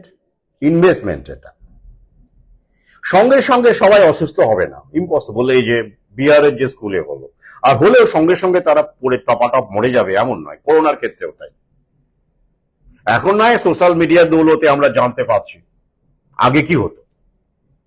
আগে এরকম অনেক ছোটবেলায় বাবা মাকে, মানে ছোটবেলায় ভ্যাকসিন দেওয়ার পরে বহু জায়গায় মানুষ এর বাচ্চা কাচ্চা অসুস্থ হতো, মারা যেত, আমরা জানতেই পারতাম না।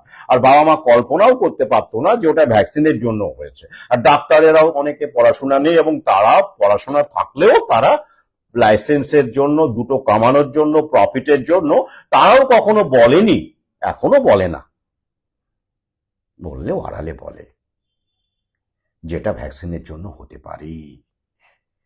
আর বাবা মারা তো বলে ভ্যাকসিন মানে তো মহান জিনিস, সরকার তো আমাদের ভালোবেসে স্বাস্থ্য রক্ষার্থে বাচ্চা কাচ্চাদের ভালোর জন্য দিয়েছে, তাহলে কেউ ভ্যাকসিনকে সন্দেহ করে না।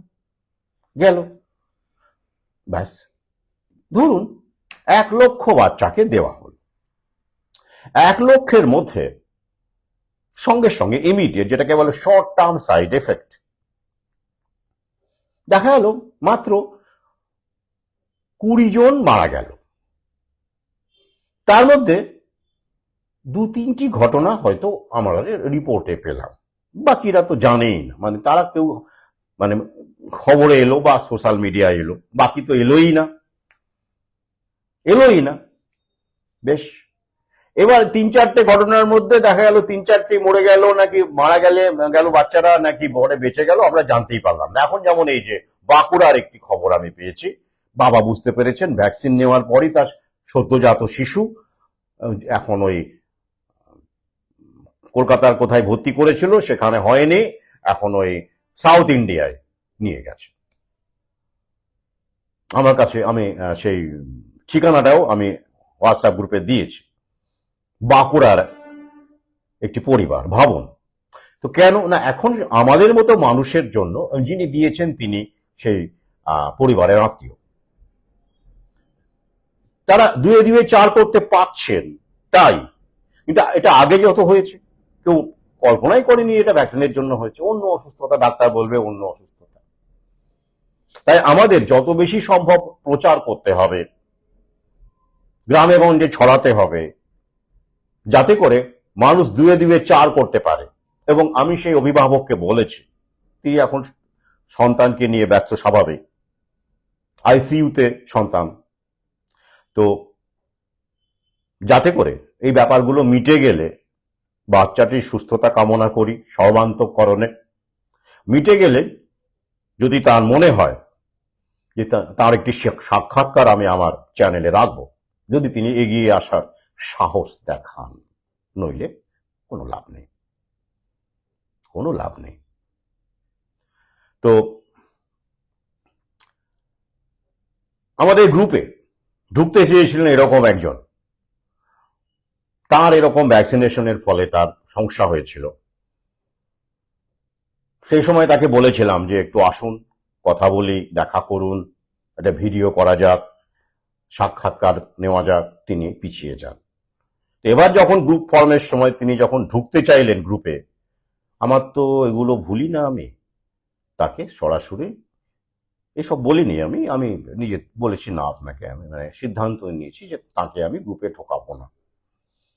ভ্যাকসিন ইনজুরি হবে, নিজে বুঝতে পারবেন আপনি যে হ্যাঁ তার সন্তান, তার নেওয়ার পরে, তার এটা নেওয়ার পরে তিনি সন্তান সম্ভবা ছিলেন, মিসক্যারেজ হয়ে যায়,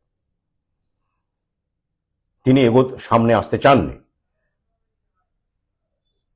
আরেকটা কথা বলে দিই, যারা আমার গ্রুপে আছেন, হোয়াটসঅ্যাপ গ্রুপের কথা বলছি, তাদের মধ্যে আগামীতে যদি এরকম ভ্যাকসিন ইনজুরি হয় এবং আমরা যদি বুঝতে পারি এবং তিনি নিজে যদি বুঝতে পারেন, সেক্ষেত্রে কিন্তু তাদেরকে সামনে আসতে হবে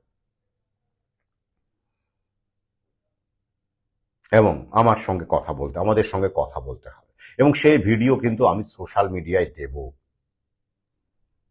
যদি এখন থেকে আপনাদের সেখানে আপত্তি থাকে, স্বচ্ছন্দে গ্রুপ থেকে বেরিয়ে যেতে পারেন, স্বচ্ছন্দে। I don't expect that everybody will be valiant, heroic, courageous in my group. I'm the last person to expect that. আমি আশা করি না যে আপনারা খুব বড় বীর হবেন, দরকার নেই। কিন্তু এইটুকু সৎ সাহস আমি এক্সপেক্ট করি আপনাদের কাছ থেকে। নইলে কি লাভ এসব গ্রুপ করে? এই যে কত মানুষ কত কিভাবে চলে যাচ্ছে, বাচ্চারা অসুস্থ হচ্ছে।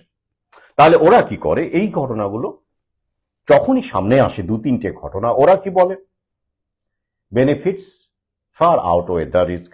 এত বেনিফিট বেশি যে ও 2-একটা ঘটনা 1 লক্ষের মধ্যে এই 2-4 জনের হতেই পারে, বাকিদের তো হলো না, মানে বাকিদের একেবারে জীবন দারুণ হয়ে গেল, দুর্দান্ত হয়ে গেল, ওদের আর ওই রোগটা কোনোদিনই হবে না, ইত্যাদি ইত্যাদি। বেশ, চ্যাপ্টার শেষ। ওই যে 2-1টি ঘটনা সামনে আসে, সঙ্গে সঙ্গে তো সবার হয় না। আর 20-25 জনের হলে হয়তো 3 জনের সামনে আসবে, 500 জনের হলে হয়তো 10 জনের ঘটনা আমরা জানতে পারবো। তো হতেই পারে minor risk, minor problem, minor side effect. তো সিভিয়ার হয় 10 লক্ষে 1 জনের হলো হয়তো এই করোনা, যেমন ওরা বলেছিল 10 লক্ষে 2 জনের 3 জনের হতে পারে। আর এখন পটাপট হার্ট অ্যাটাক আর ব্রেন স্ট্রোক হয়েই চলেছে।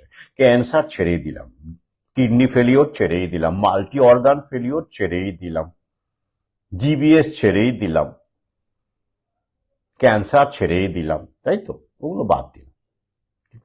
তাহলে কি হলো? শর্ট টার্ম এভাবে ওরা সামাল দিয়ে দিল। বাকি যেগুলো long term, mid term, long term, সেগুলো বাবা মার তো বুঝতেই পারছে না যে হাঁপানিটা হঠাৎ করে সন্তানের শুরু হলো, কি কারণে হলো রে বাবা কে জানে। ডাক্তাররা বলবে, আচ্ছা আপনাদের পরিবারে কারো ছিল, আচ্ছা এই খাবারগুলো কি খায়, আচ্ছা আপনার ছেলের কি, মানে বিভিন্ন রকমের ইস্যু ডাক্তাররা জিজ্ঞাসা করবে। কিন্তু ভ্যাকসিন কে কোনো ডাক্তার একদম না। ওটা দারুণ, ওরে বাবা, ওটার জন্য কখনো চাইল্ডহুড অ্যাসমা হতে পারে না, অথচ স্টাডি বলছে হ্যাঁ হতে পারে। অ্যালুমিনিয়াম ভ্যাকসিনে,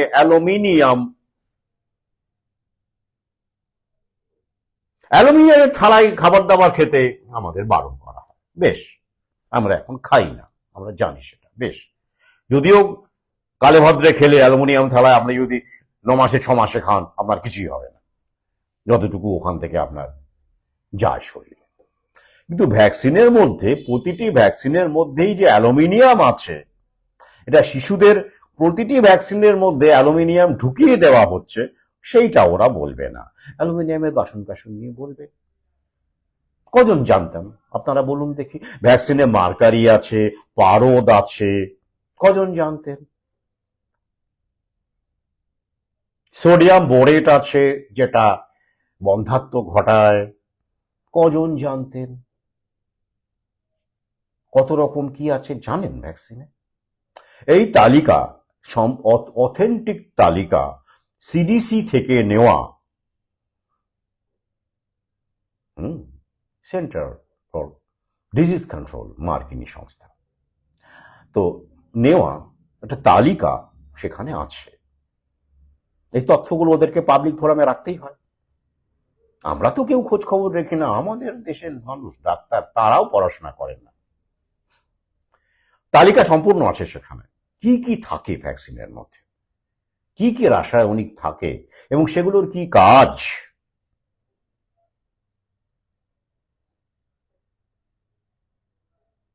হ্যাঁ,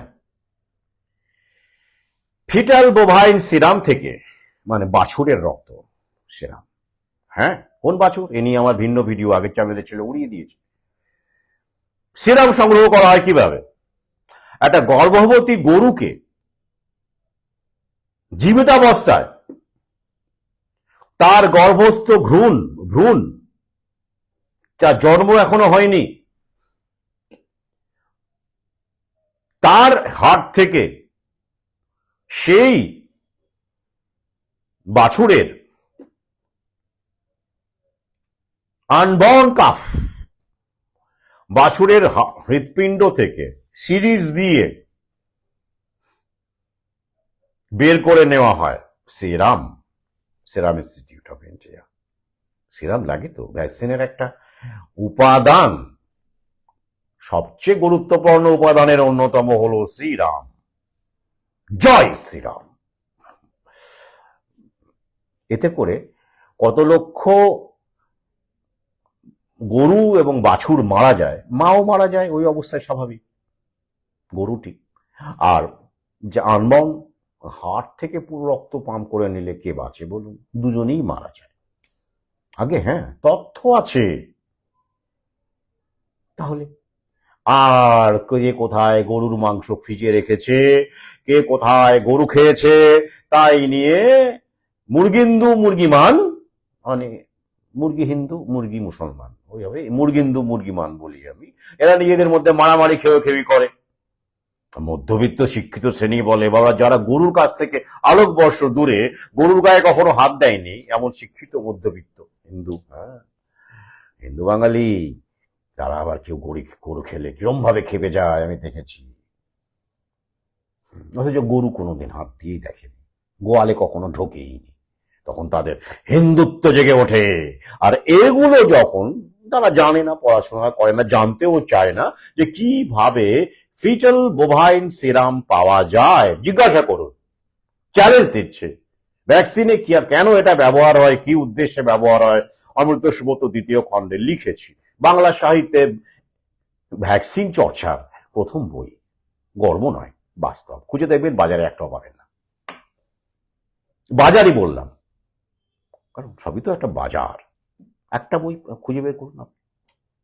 আমি যে কন্টেন্ট নিয়ে লিখি তার উপরে কোনো বই পান কিনা, পাবেন না। তাহলে কি হলো, এইবার বাকিরা ধীরে ধীরে বিভিন্ন অসুস্থতায় ভুগতে শুরু করলো। সার্ভাইকাল ক্যান্সার ভ্যাকসিন কজনের হয় আমাদের দেশে তথ্য, ওরা বলবে, ওদের মিডিয়া নয়, আপনি জীবনে জরায়ুমুখ ক্যান্সারের হলে এটা নাকি মেয়েদের হয়। কেন হয় বলুন দেখি? ওই যৌন সম্পর্ক থেকে নাকি হয়। ভাবুন, এইটুকু বাচ্চা বাচ্চা মেয়েগুলোকে আগে আগে দিয়ে দিচ্ছে। আচ্ছা, কিন্তু একদিন না একদিন তো হবে, তার জন্য ওটা একটা কারণ, বড় কারণ, জানেন তো আগে। হ্যাঁ, তো ওই জন্য দিয়ে দিচ্ছে। কত ভালো চাই। আসল উদ্দেশ্য হলো এই, সুস্থ করাটা ওদের লক্ষ্য, অসুস্থ করাটা ওদের লক্ষ্য, সুস্থ থাকাটা আপনার চ্যালেঞ্জ। এইবার কি হলো, অসুস্থতা বাড়লো শিশুদের মধ্যে আগামীতে। এবার ওরা যত মিলিয়ন খরচা করলো তার কয়েক গুণ ওরা ওদের ওই যে অসুস্থ করে আবার ওরা ট্রিটমেন্ট দেবে, ওরা ড্রাগ দেবে, ওষুধ দেবে, একটা ভ্যাকসিন দিয়ে আর 10টা অসুখ তৈরি করবে, করে তার আবার ভ্যাকসিন দেবে। এইভাবেই তো পুঁজিবাদ, জায়নিস্ট পুঁজিবাদ এভাবেই তো ফুলে ফেপে থাকে, টিকে থাকে, রক্ত চুষে টিকে থাকে, জনগণের রক্ত চুষে টিকে থাকে। এবং জনগণের বিভিন্ন হায়ারার্কির লোকজন, আমরা আমাদের তলায় যারা, তাদের রক্ত চুষি। এই আমাদের প্রত্যেকের হাতেই রক্ত লেগে আছে, জানেন তো? Blood is on everybody's hand. আমরা তো ওই ম্যাট্রিক্সের অন্তর্গত। কি করে বলবেন যে আপনার হাতে রক্ত লেগে নেই? বড়জোর আমরা প্রায়শ্চিত্ত করতে পারি, নিজেকে সাধু বলে, এখানে আমার কোনো ভূমিকা নেই, আমি নিরীহ, আমি স্কুল শিক্ষক, আমি অমুক, আমি তমুক, এইভাবে পার পাওয়ার কিচ্ছু নেই। আমরাও এই সর্বনাশের অংশীদার। না জেনে জেনে, পেশার কারণে, চাকরি বাকরির কারণে, ব্যবসার কারণে আমরা আপোষ করেছি। তাহলে আমরা কি করতে পারি? বড়জোর পাপ স্খলন করতে পারি, একটু নড়ে চড়ে উঠতে পারি, একটু লোভটাকে লাগাম দিতে পারি। আর কি করতে পারি? এক্সপিয়েশন, প্রায়শ্চিত্ত করতে পারি। তাই সমাজসেবা নয়, আমরা কেউ সমাজসেবা করছি না, আমি তো তা মনে করি না। কর্তব্য করছি এমনও ঠিক নয়, আসলে আমি প্রায়শ্চিত্ত করছি।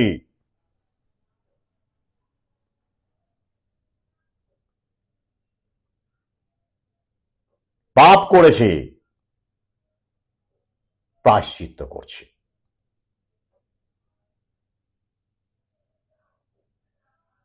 কোন পাপ কিসের পাপ, এই সিস্টেমে থেকে আপনি এই পাপ থেকে রেহাই পাবেন না, আপনাকে করতেই হবে, ওরা করিয়েই ছাড়বে। তো সেই উপলব্ধি থেকে বললাম। যাই হোক, তারপরে কি হবে, এই সব বিনিয়োগ ওরা করে দিল। এবার নিশ্চিন্তে আগামী বছর এই সব বাচ্চা কাচ্চা বড় হতে, কারো এই অসুখ, কারো সেই অসুখ, কারো হার্টের প্রবলেম, সবাই কি মরবে পটাপট? তাহলে তো হয়েই যেত, সবাই সন্দেহ করে ভ্যাকসিন বহু আগেই বন্ধ করে দিত। ভাগ্যে সোশ্যাল মিডিয়া ছিল, অন্তত আমরা কিছু বুঝতে পারছি, এখন বলতে পারছি। আগামীতে কিন্তু সোশ্যাল মিডিয়ার ভবিষ্যৎ অনুমান করে নিন। আগে হ্যাঁ, বহু আগেই বলেছি। যাই হোক, তো তাহলে নিশ্চিন্ত উপার্জনের জায়গা, তাই এটা ওরা মানবতার কারণে গুঁজে দেয় না, ব্যবসার কারণে গুঁজে দেয়, মুনাফার কারণে গুঁজে দেয়। কারণ মানবতার আরো অনেক কাজকর্ম আছে পৃথিবীতে, যেগুলো করলে পৃথিবীটা এরকম হতো না। মানুষের এরকম পৃথিবীর ঐশ্বর্যের, সম্পদের 95 থেকে 98% 22-24টা পরিবারের হাতে সীমাবদ্ধ থাকতো না, যদি ওরা মানুষের কথা বলতো, মানুষের কথা সত্যি ভাবতো। এইসব পরিবার, এইসব জায়নিস পরিবারের সম্পদকে, কুক্ষি কন্ট্রোলকে কায়েম রাখবার জন্যই ওরা বাজারটাকে, চাহিদাটাকে বজায় রাখতেই হবে, আর তাই ওরা ভ্যাকসিন গুঁজে দিচ্ছে, অ্যাম্বিট বাড়াচ্ছে। এটাই উদ্দেশ্য, মানবতা উদ্দেশ্য নয়। বা ব্যাপারটা বোঝার চেষ্টা করুন। ওরা একটা চেন তৈরি করে রাখতে চাইছে, এনশিওর করতে চাইছে যে মানুষ যেন আগামীতে, এই বছর অন্তত এতগুলো দেওয়া হয়েছে, এত লক্ষ দেওয়া হয়েছে, এত কোটি দেওয়া হয়েছে, তার মানে আশা করা হচ্ছে, ওদের কাছে সব রিপোর্ট থাকে, ওরা জানে কতজনের কি হতে পারে। সবার শরীর তো সমান নয়, সবার হার্ট অ্যাটাক, সবার ব্রেন স্ট্রোক হবে না, বয়সের ওপরে অনেক কিছু ফ্যাক্টরস আছে। ওরা স্টাডি করে, ওরা জিন স্টাডি করে, ওরা অনেক কিছু স্টাডি ওদের কাছে আছে। সেখান থেকে ওরা দেখে নেয় যে হার্টের প্রবলেম কতজনের হতে পারে, অ্যাসমা কতজনের হতে পারে, সুগারের প্রবলেম কত হতে পারে, হার্ট অ্যাটাকের প্রবলেম কত হতে পারে, মায়োকার্ডাইটিস, পেরিকার্ডাইটিস, ইনফ্লামেশন থেকে শুরু করে kidney failure, multi organ failure, lupus, auto immune disease, কত হতে পারে, কত শতাংশের কত হতে পারে, ওদের কাছে ওরা জানে। আর সেইভাবে ওরা থেরাপি আবিষ্কার করতে থাকে, ওষুধ আবিষ্কার করতে থাকে, ক্লিনিক্যাল যন্ত্রপাতি আবিষ্কার করতে থাকে, ব্র্যান্ডেড হাসপাতাল বানায়, ব্র্যান্ডেড নার্সিং হোম বানায়, এবং দারুণ রকম ব্যবসা করতে থাকে। এত এত ভ্যাকসিন ছোটবেলা থেকে আমাদের গুঁজে দেওয়া হলো, আপনাদের সন্তানদের গুঁজে দেওয়া হলো। 1980-র দশকের পর থেকে এত এত ভ্যাকসিন দেওয়া শুরু হলো, বিসিজি থেকে শুরু করে পোলিও সবার আগে। তারপরে এত হসপিটালে কেন দরকার হলো, আপনারা প্রশ্ন করবেন না। আগে আমাদের দেশে কত হসপিটাল ছিল, গ্রামে গঞ্জে কত ওষুধের দোকান ছিল, দুপা অন্তর অন্তর ওষুধের দোকান ছিল, শহরে দুপা অন্তর অন্তর এখন অ্যাপোলো 24 আওয়ার্স। এখন অনলাইনে আপনাকে ওষুধের বিল, ওটা যেন স্টেটাস হয়ে গেছে, খুব নর্মাল হয়ে গেছে। এত এত টাকা আপনি বাঁচাতে পারবেন, এত পার্সেন্টেজ ওষুধ খেতেই হবে, এটা আপনাদের মধ্যে কে ঢোকালো? শুধু চিকিৎসক ঢুকিয়েছে, শিক্ষকেরা ঢোকাননি। ওষুধ খেতে হবে না, বাবার হলো আবার জ্বর সারিল ঔষধে, মনে আছে? এগুলো মগজ ধোলাই। মোগল সাম্রাজ্যের বাদশারা কর্মপর্যায়ে কারা কারা ছিলেন সেটা বোঝানোর জন্য বাবার হলো আবার জ্বর সারিল ঔষধে। ঔষধে জ্বর সারে না, জ্বর এমনি সেরে যায়, ঔষধ লাগে না, ঠিক আছে? জ্বরের নেপথ্যে যদি খুব বিরল ক্ষেত্রে অন্য কোনো মারাত্মক কিছু থাকে, সেটা আলাদা কথা। সেটা তো ওই যে ওরা বলে ভ্যাকসিনের বেলায় বিরল, এটাও তার চাইতো মানে সত্যিকারের বিরল। জ্বর আমাদের ছোটবেলায় হলে কোনো বাবা মা আমাকে ওষুধ খাওয়ায়নি। জ্বর কি হয়নি? জ্বর পটি টটি দিয়েছে, বাড়লে এই পর্যন্তই। জ্বর ওষুধে সারে না, কিন্তু ওই যে ঢুকিয়ে দেওয়া হলো বাবার হলো আবার জ্বর সারিল ঔষধে, মানে ওষুধ খেতে হবে জ্বর হলে। কে বললো আপনাদের? এগুলো মগজ ধোলায়, এগুলো ছোটবেলা থেকে ঢুকিয়ে দেওয়া হয় আস্তে আস্তে আস্তে আস্তে আস্তে আস্তে। এবার ঔষধের জায়গায় কি হবে? ভ্যাকসিন। ওষুধ তো শেষ, এবার সব জায়গায় ভ্যাকসিন আসছে, সবকিছুই অ্যান্টিবায়োটিকের যুগ শেষ, এবার ভ্যাকসিন, শুধু ভ্যাকসিন, তাই তো? তাহলে এটা হলো ওদের ট্যাকটিক্স। ওরা এইভাবে ব্রেক মগজ ধোলাই করে, শিক্ষা ব্যবস্থা কায়েম করে মৌরসি পাঠটা অব্যাহত রাখতে চায় মানবতার নাম করে। এটাই বাস্তব। তাই বারবার বলবো, এই কারণেই ওরা আর্টিকেল 21টা উচ্চারণ করে না, বাধ্যতামূলক নয়, উচ্চারণ করে না। ভ্যাকসিন দেওয়ার সময় কোনোদিন কোথাও শহরের লোক তো, গ্রামের লোক তো দূরের কথা, শহরের মানুষকেও সাইড এফেক্টের কথা কোনো স্বাস্থ্যকর্মী বলেন না। গাইডলাইনে যা লেখা থাকে সেগুলো মানেন না, সেখানেও লেখা থাকে এসব আছে, সেগুলো পড়ে বোঝান না, ফ্যাক্ট শিটের কথা বলেন না। কেন? ওরা কিন্তু আইন মেনেই সবকিছু করছে। আগে হ্যাঁ, করোনা ভ্যাকসিন ক্লিনিক্যাল ট্রায়াল ছিল, সেটাও বলাই ছিল, বাধ্যতামূলক নয় সেটাও কিন্তু ফ্যাক্ট শিটে বলা থাকে, ভ্যাকসিনের ফ্যাক্ট শিটে লেখা থাকে ভ্যাকসিন, অর্থাৎ আইন মেনে। এবার আপনাকে কি করলো? ফার্মা কোম্পানি, রাজনৈতিক দল, নেতা, বিভিন্ন মানুষ, দালাল, চিকিৎসকদেরকে ধরে ভয় দেখিয়ে আপনাকে গুঁজে দিল। এইবার আপনি কেস করতে যাবেন বা কিছু করতে যাবেন, বলবো নিলেন কেন? বাধ্যতামূলক নয়। আর বাধ্যতামূলক নয় যেহেতু আমরা তো ক্ষতিপূরণ দেব না। তাই করোনা ভ্যাকসিনের পরে যখন ওই যে খবরটা বারবার করে আমি শেয়ার করি, কি টিকার পরে মৃত্যু হলে দায় নেব না কেন্দ্র, সেখানে প্রথম লাইন কি ছিল? বাধ্যতামূলক ছিল না করোনার ভ্যাকসিন, অথচ মিডিয়া দিনরাত চেঁচিয়ে গেছে তো এটা না হলেই হবে না, ওটা না হলেই করতে দেবে না, ওটা না হলেই, এগুলো কি? তাহলে এটা কেন করা হয়? তাহলে মানবতাবাদী হলে, গণতন্ত্রের কথা বললে ডাক্তারেরা অন্তত বলবেন, রাজনৈতিক দল অন্তত বলবেন, আমাদের মতো অধম কবি সাহিত্যিককে ভূমিকাটা নিতে হবে কেন? Why the hell? আমার কি এটা কাজ ছিল? আমার তো অন্য কিছু করার কথা ছিল। এটা তো ডাক্তারদের কাজ, এটা তো রাজনৈতিক দলের নেতাদের কাজ, যারা গণতন্ত্রের কথা বলে, মানুষের মুক্তির কথা বলে, সুস্বাস্থ্যের কথা বলে, গণস্বাস্থ্যের কথা বলে। এ তো মানবাধিকার কর্মীর কাজ, গণতান্ত্রিক অধিকার রক্ষা কর্মীর কাজ। কেউ নেই, কেউ নেই, সশায়ন নীরবতা বলেই এই চেঁচিয়ে চলেছি।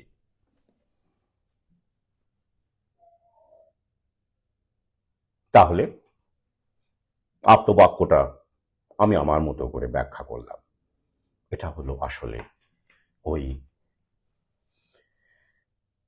মগজ ধোলাই। আসলে এটা বিনিয়োগ, মানবতা নয়। তাই এটাকে বিভিন্নভাবে দেওয়া হচ্ছে, গুঁজে দেওয়া হচ্ছে, যাতে আগামীতে সন্তান সন্ততি আরো অসুস্থ হয় এবং ওদের হাসপাতালের সংখ্যা বাড়তে থাকে, ব্যবসা বাড়তে থাকে, ওষুধ বাড়তে থাকে, বিক্রি অব্যাহত থাকে, মুনাফা অব্যাহত থাকে। তাই প্রেশারের ভ্যাকসিন নিয়ে আসছে ওরা, ভাবতে পারেন। কারণ করোনা বউয়ের ফলে কিন্তু ব্লাড প্রেশারের সমস্যাও বেড়ে গেছে, অনেকের সুগারের সমস্যাও বেড়ে গেছে। এগুলো তথ্য আমাদের দেশে পাবেন না, এগুলো ওরা করছে। আমাদের দেশের কেউ নেই, ফাঁকা। এমন আপনি যদি সন্দেহ করেন কোনো সন্তান, আপনার সন্তান ভ্যাকসিনের ফলে মারা গেছে, সেটাকে অটোপসি করার লোকও পাবেন না, আপনি কোনো ডাক্তার পাবেন না, পাবেন না। কিন্তু বিদেশে আছে, আমেরিকায় আছে, ইউরোপে আছে, লড়ার উকিলও আছে, অটোপসি করার ডাক্তারও আছে, করোনারও আছে। তাই ওরা পারছে, আর আমরা তো শীত দ্বারাহীন গিনিপিগ। তাই আমরা এই কতিপয় মানুষ চেঁচিয়ে চলেছি, তাই তো। এবার আপনারা বুঝুন, আমি আমার বক্তব্য রাখলাম, আপনারা সেইভাবে এগোন। অন্তত ভাবুন, প্রশ্ন করুন। আমি যা বললাম চোখ বুঝে মেনে নেওয়ার কোনো দরকার নেই। যুক্তিটা আছে কিনা সেটা দেখুন। মানবিকতার ক্ষেত্রে কেন হঠাৎ ভ্যাকসিনটাই মাপকাঠি হয়ে গেল? কেন মানবিকতার আর কোনো জায়গা নেই? কেন এটা কেন চেপে গিয়ে, সত্য লুকিয়ে, সাইড এফেক্ট না বলে, ফ্যাক্ট না পড়ে, না বুঝিয়ে, আর্টিকেল 21 না জানিয়ে, সংবিধানের ব্যাপারটা না জানিয়ে, ইনফর্ম কনসেন্ট যেটা আছে সেটাকে চেপে দিয়ে সম্মতি না নিয়ে ভ্যাকসিন দেওয়া যাবে না, এগুলো চেপে দিয়ে চাপিয়ে দেওয়া কেন হয়? এই প্রশ্নটা করবেন না? আপনি যদি ভ্যাকসিনের সমর্থকও হন, অন্তত এইটা তো আপনি মানবিক মানে আর্টিকেল 21 গণতন্ত্রের প্রহরী হিসেবে আপনি তো আইন মানেন, ভদ্রলোক আপনি, তো এই ক্ষেত্রে তো অন্তত আপনার বোঝা উচিত যে কেন ওটা আছে, কেন ওরা নিজেদের সুরক্ষার জন্য রেখেছে, তাই ওরা চেপে রেখেছে। টপ লেভেলের কেউ ভ্যাকসিন ট্যাক্সিন নেয় না, ওরা প্রাকৃতিক পন্থায় থাকে, রসচাইল্ডরা, তাদের দালালেরা। তাই হার্ট অ্যাটাক, ব্রেন স্ট্রোক কোনো বিলিয়নিয়ারের হচ্ছে, জিম করতে গিয়ে বিলিয়নিয়াররা জগিং করেন, জিম করেন, সাঁতার কাটেন, অনেকেই আছেন, এলন মাস্ক, আগে কোথায় তাদের কিছু হচ্ছে? মরছে বেচারা আমাদের ছেলে পেলে। আর টপ লেভেলের হলিউড বলিউডেরও কেউ এসব নেননি, ওই মিডিয়াল লেভেলের কিছু অভিনেতা, সিরিয়াল অ্যাক্টর, অমুক তমুক ছোটোখাটো গায়ক, গায়ক, আর ওই যে তারা বোঝেননি, নিয়েছেন, এবার বুঝছেন। আর টপ লেভেলে তো ওরা বার্তাই দিয়ে দেয় যে না আপনারা নেবেন না, এটা আপনাদের দরকার তো, তাই না? আদানি ছাড়া, বিল গেটস ছাড়া, আম্বানি ছাড়া কি নিউ ওয়ার্ল্ড অর্ডার কায়েম করা সম্ভব? সম্ভব নয়। বিগ বি ছাড়া কায়েম করা সম্ভব? ওরা তো বড় মাউথপিস বিজ্ঞাপনের, মগজ ধোলাইয়ের। তাই যে যাদেরকে ওদের দরকার আছে তাদেরকে ওরা অ্যালার্ট করে দেয়। অবশ্য অনেকে কেউ কেউ বাইরে দেখায় যে এই যে নিলাম, এই যে নিলাম, কত রকমের সিরিঞ্জ আছে, কত রকমের কায়দা আছে। আমাদের মাননীয় উনিও বলেছিলেন যে উনি নিলেন, এরকম দেখবেন, এরকম সে সময় বহু ভিডিও ছড়ানো হয়েছিল প্রমোশন করবার জন্য। তারা কোথায় এখন?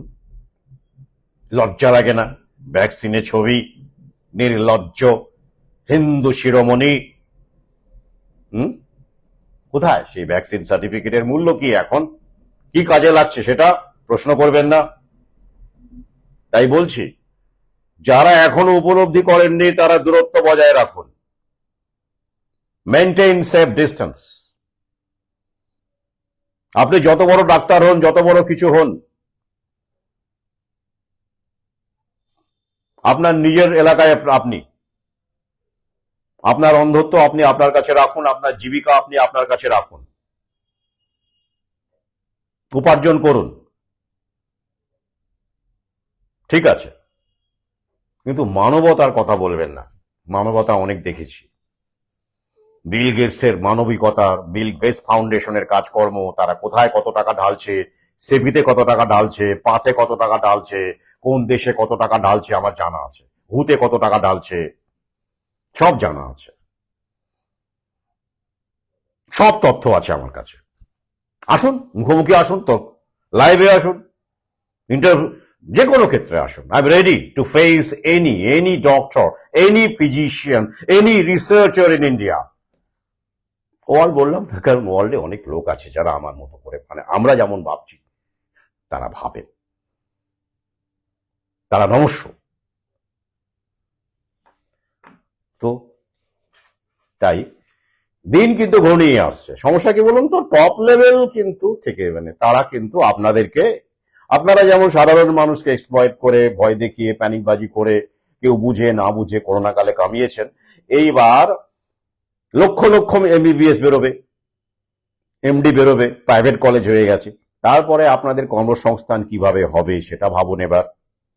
এআই দিয়ে, এআই ডক্টর দিলে, ব্যবহার করলে ফার্মা কোম্পানি আর মেডিকেল রিপ্রেজেন্টেটিভ লাগবে না, মাইনে দিয়ে রাখতে হবে না, এআই ডক্টরই মেডিকেল রিপ্রেজেন্টেটিভের কাজ করে দেবে। রোগীকে ভ্যাকসিন, কি ওষুধ নিতে হবে, কোন ভ্যাকসিন নিতে হবে, এআই বলে দেবে। আর এমআর লাগবে না, মেডিকেল রিপ্রেজেন্টেটিভ পুষতে হবে না, বেঁচে গেল খরচা। তাহলে আপনারাও ভাবুন, ওই পেশার ভবিষ্যৎ কি আগামীতে, কজন টিকে থাকবেন?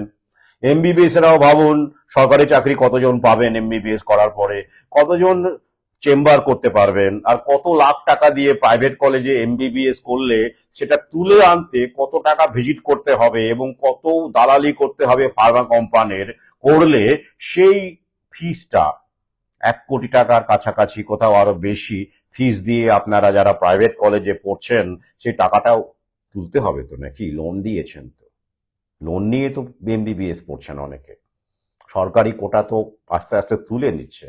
আগামীতে তো তাও থাকবে না, এখন তবু আছে, আগামীতে তাও থাকবে না, সব প্রাইভেট কলেজ।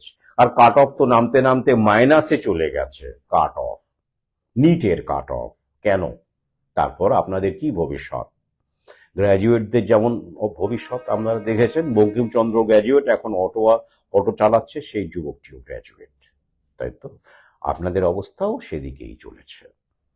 এমবিবিএস মানে ছোটবেলায় একটা শুনেছিলাম, মা বাবার বেকার সন্তান, সেটা ব্যঙ্গ করে বলা হতো, বাস্তব তা ছিল না। কারণ আমি যখন ওটা শুনেছিলাম তখন এমবিবিএস মানে স্বপ্ন, তখন আমি ক্লাস 6-এ পড়ি। তখন এমবিবিএস মানে সত্যিই স্বপ্ন ছিল এবং নিশ্চিত উপার্জন ছিল। সরকারি কলেজ, সরকারি ডাক্তারকেও হতে চাইতো না তখন এমবিবিএস, কারণ মাইনে কম, গ্রামে পাঠাবে, এসব ঝামেলা ছিল। তো তারা চেম্বার খুলে বসতেন অথবা প্রাইভেট প্র্যাকটিস করতেন, হয়তো চেম্বারে অথবা কোনো নার্সিং হোমের সঙ্গে যুক্ত হতেন, দু হাতে কামাই করতেন। এখন ছবিটা নেই, এখন সত্যি সত্যি ওই যে ক্লাস 6-এ শুনেছিলাম ওটা আপনারা দেখতে পাবেন। এমবিবিএস মানে মা বাবার বেকার সন্তান। উত্তরবঙ্গ মেডিকেল কলেজের খবর রাখেন, সেখানে প্রায় 100 জন বিশেষজ্ঞ চিকিৎসক স্পেশালাইজেশন করেছেন, আমি খবর দিয়ে দেবো লিঙ্কে। তারা 3 মাস ধরে কোনো বেতন পাচ্ছেন না, কারণ নিয়োগই হয়নি। কারণ কি? তারা 2025-এ তাদের স্পেশালাইজেশন কমপ্লিট হয়েছে আগে, হ্যাঁ, তারপরে তাদের নিয়োগ হওয়ার কথা ছিল বিভিন্ন দপ্তরে। উত্তরবঙ্গ মেডিকেল কলেজের কথা বলছি আমি, বিদেশের কথা বলছি না। নিয়োগ হয়নি 100 জনের মতো। তারা কিন্তু সাধারণ এমবিবিএস নয়, স্পেশালাইজড এমবিবিএস, মানে ডক্টর, বিশেষ ট্রেনিং প্রাপ্ত, এবং তারা হতাশায় ভুগছেন এবং তারা বিনা পারিশ্রমিকে কাজ করছেন সেই হাসপাতালে। কেন? ভুলে যান যদি, হ্যাঁ এটাই ব্যবহার করা হয়েছে, ভুলে যান যদি। কারণ এই যে ট্রেনিং নিয়েছেন, স্পেশালাইজেশন করেছেন, যদি এরকম ভাবে নিয়োগ হচ্ছে না, 3-4 মাস হয়ে গেল মাইনে নেই, নিয়োগ নেই, তারা যদি বাড়িতে গিয়ে বসে যান তাহলে তো সব ভুলে যাবেন। ডাক্তারি এটা তো প্র্যাকটিসের ব্যাপার মশাই, তো থিওরি নয়, এটা তো প্র্যাকটিস। তাই তারা বিনা মাইনেতে কাজ করে চলেছেন, হতাশার মধ্যেও। এই যে ছবিটা কোনোদিন কল্পনা করেছিলেন? আমরা যখন ছোট ছিলাম, যখন এমবিবিএস মানে মা বাবার বেকার সন্তান এরকম মজা করে বলা হতো, তখন কি এটা ঘটতো? অসম্ভব, ঘটতো না। তখন ডাক্তার মানে বাবা। কিন্তু ওই যে কোনো কিছু যখন ওরা টপ প্রোডাক্ট বানিয়ে দেয়, আকর্ষণীয় প্রোডাক্ট, তখন সবাই ওর দিকে ছুটতে থাকে। ছুটতে ছুটতে ছুটতে ছুটতে একসময় কি হয় বলুন তো? স্যাচুরেশন হয়ে যায়, বহু লোক সেখানে ঢুকে পড়ে, ভিড় বাড়ে, এবং ঠিক সেই সময় ওরা দেখে যে প্রয়োজন, নতুন টেকনোলজি নিয়ে আসে, প্রয়োজন ফুরিয়ে গেছে তার, কারণ রিপ্লেসমেন্ট হবে, এআই চলে এসেছে, তাই তো? তাহলে দায়িত্ব কে নেবে? এই যে এত এত এমবিবিএস, যদি আগামীতে এই পরিস্থিতি হয়, অনেকেরই তো হবে ভাতা, অনেকে সুসাইড করবে। কজন পারবেন এত টাকা দিয়ে? টাকাটা তুলতে পারবেন? লোন, ব্যাংক লোন, তখন কে দায় নেবে? কেউ নেবে না। আরে মশাই, এটা তো সিস্টেম, কিছু করার নেই, এটা প্রক্রিয়া, ওরা বানিয়েছে, ওরাই ধ্বংস করছে ওদের স্বার্থে। জয় মিশ্রা, আমরা তো তাদের হাতের পুতুল। তাই আমাদের মানসিক প্রস্তুতি নিয়ে থাকতে হবে, যেন কোনো মতে আত্মহত্যা না করে লড়াই চালিয়ে যেতে হবে। আত্মহত্যা নয়, আত্মবলিদান, এটা মানসিকতা রাখতে হবে আমাদের। Not suicide, sacrifice. এটা ছাড়া আমরা কখনোই মানুষের পাশে থাকতে পারবো না। তাই এটাই আহ্বান করি। আগামী কিন্তু রিসেট চলছে, আপনারা জানেন, সর্বক্ষেত্রে ছাঁটাই। যে চাকরি, যে ডিগ্রিগুলো দিয়ে আগে ভালো ভদ্রস্থ চাকরি পাওয়া যেত, সেগুলো 90% বেশি ইনভ্যালিড হয়ে গেছে এখন, সেগুলো দিয়ে আর চাকরি পাওয়া যাবে না। শুধু তাই নয়, আইটি ক্ষেত্রে এন্ট্রি লেভেলে স্যালারি স্ট্যাগনেন্ট হয়ে গেছে। 11 বছর আগে, 2011-12 সালে যা স্যালারি ছিল, এন্ট্রি স্যালারি 2.5 লাখ থেকে 3 লাখ এরকম, সেটাও এখন ওখানেই দাঁড়িয়ে আছে। ভাবতে পারেন, বছরে, মাসে নয় কিন্তু, বছরে 2.5 থেকে 3 লাখ। এগুলো সাধারণ আইটি কোম্পানি নয়, ইনফোসিস, টাটা, উইপ্রো, এসব আইটি কোম্পানিতে। এই হলো পরিস্থিতি। ছাঁটাইয়ের খাঁড়া তো আছেই। তাহলে কি করবেন? আত্মহত্যা করবেন? দাঁত কামড়ে বেঁচে থাকতে হবে, দাঁতে দাঁত চেপে। এটাই অনুরোধ আমার, মনে জোর রাখুন।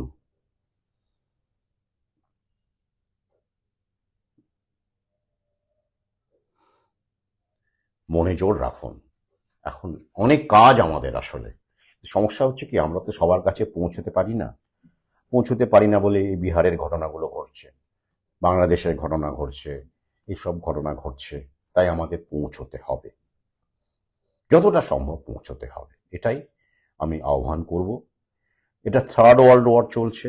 আসলে রিসেট করছে ওরা, টেকনোলজি দিয়ে রিসেট করছে, ওদের সিস্টেম ওরা ভাঙছে। ওরা প্রফিটটাকে ম্যাক্সিমাইজ করবার জন্য বেসরকারিকরণ, এআই, রোবোটিক্স এগুলো ব্যবহার করবে to maximise their profit and to minimise the employment generation.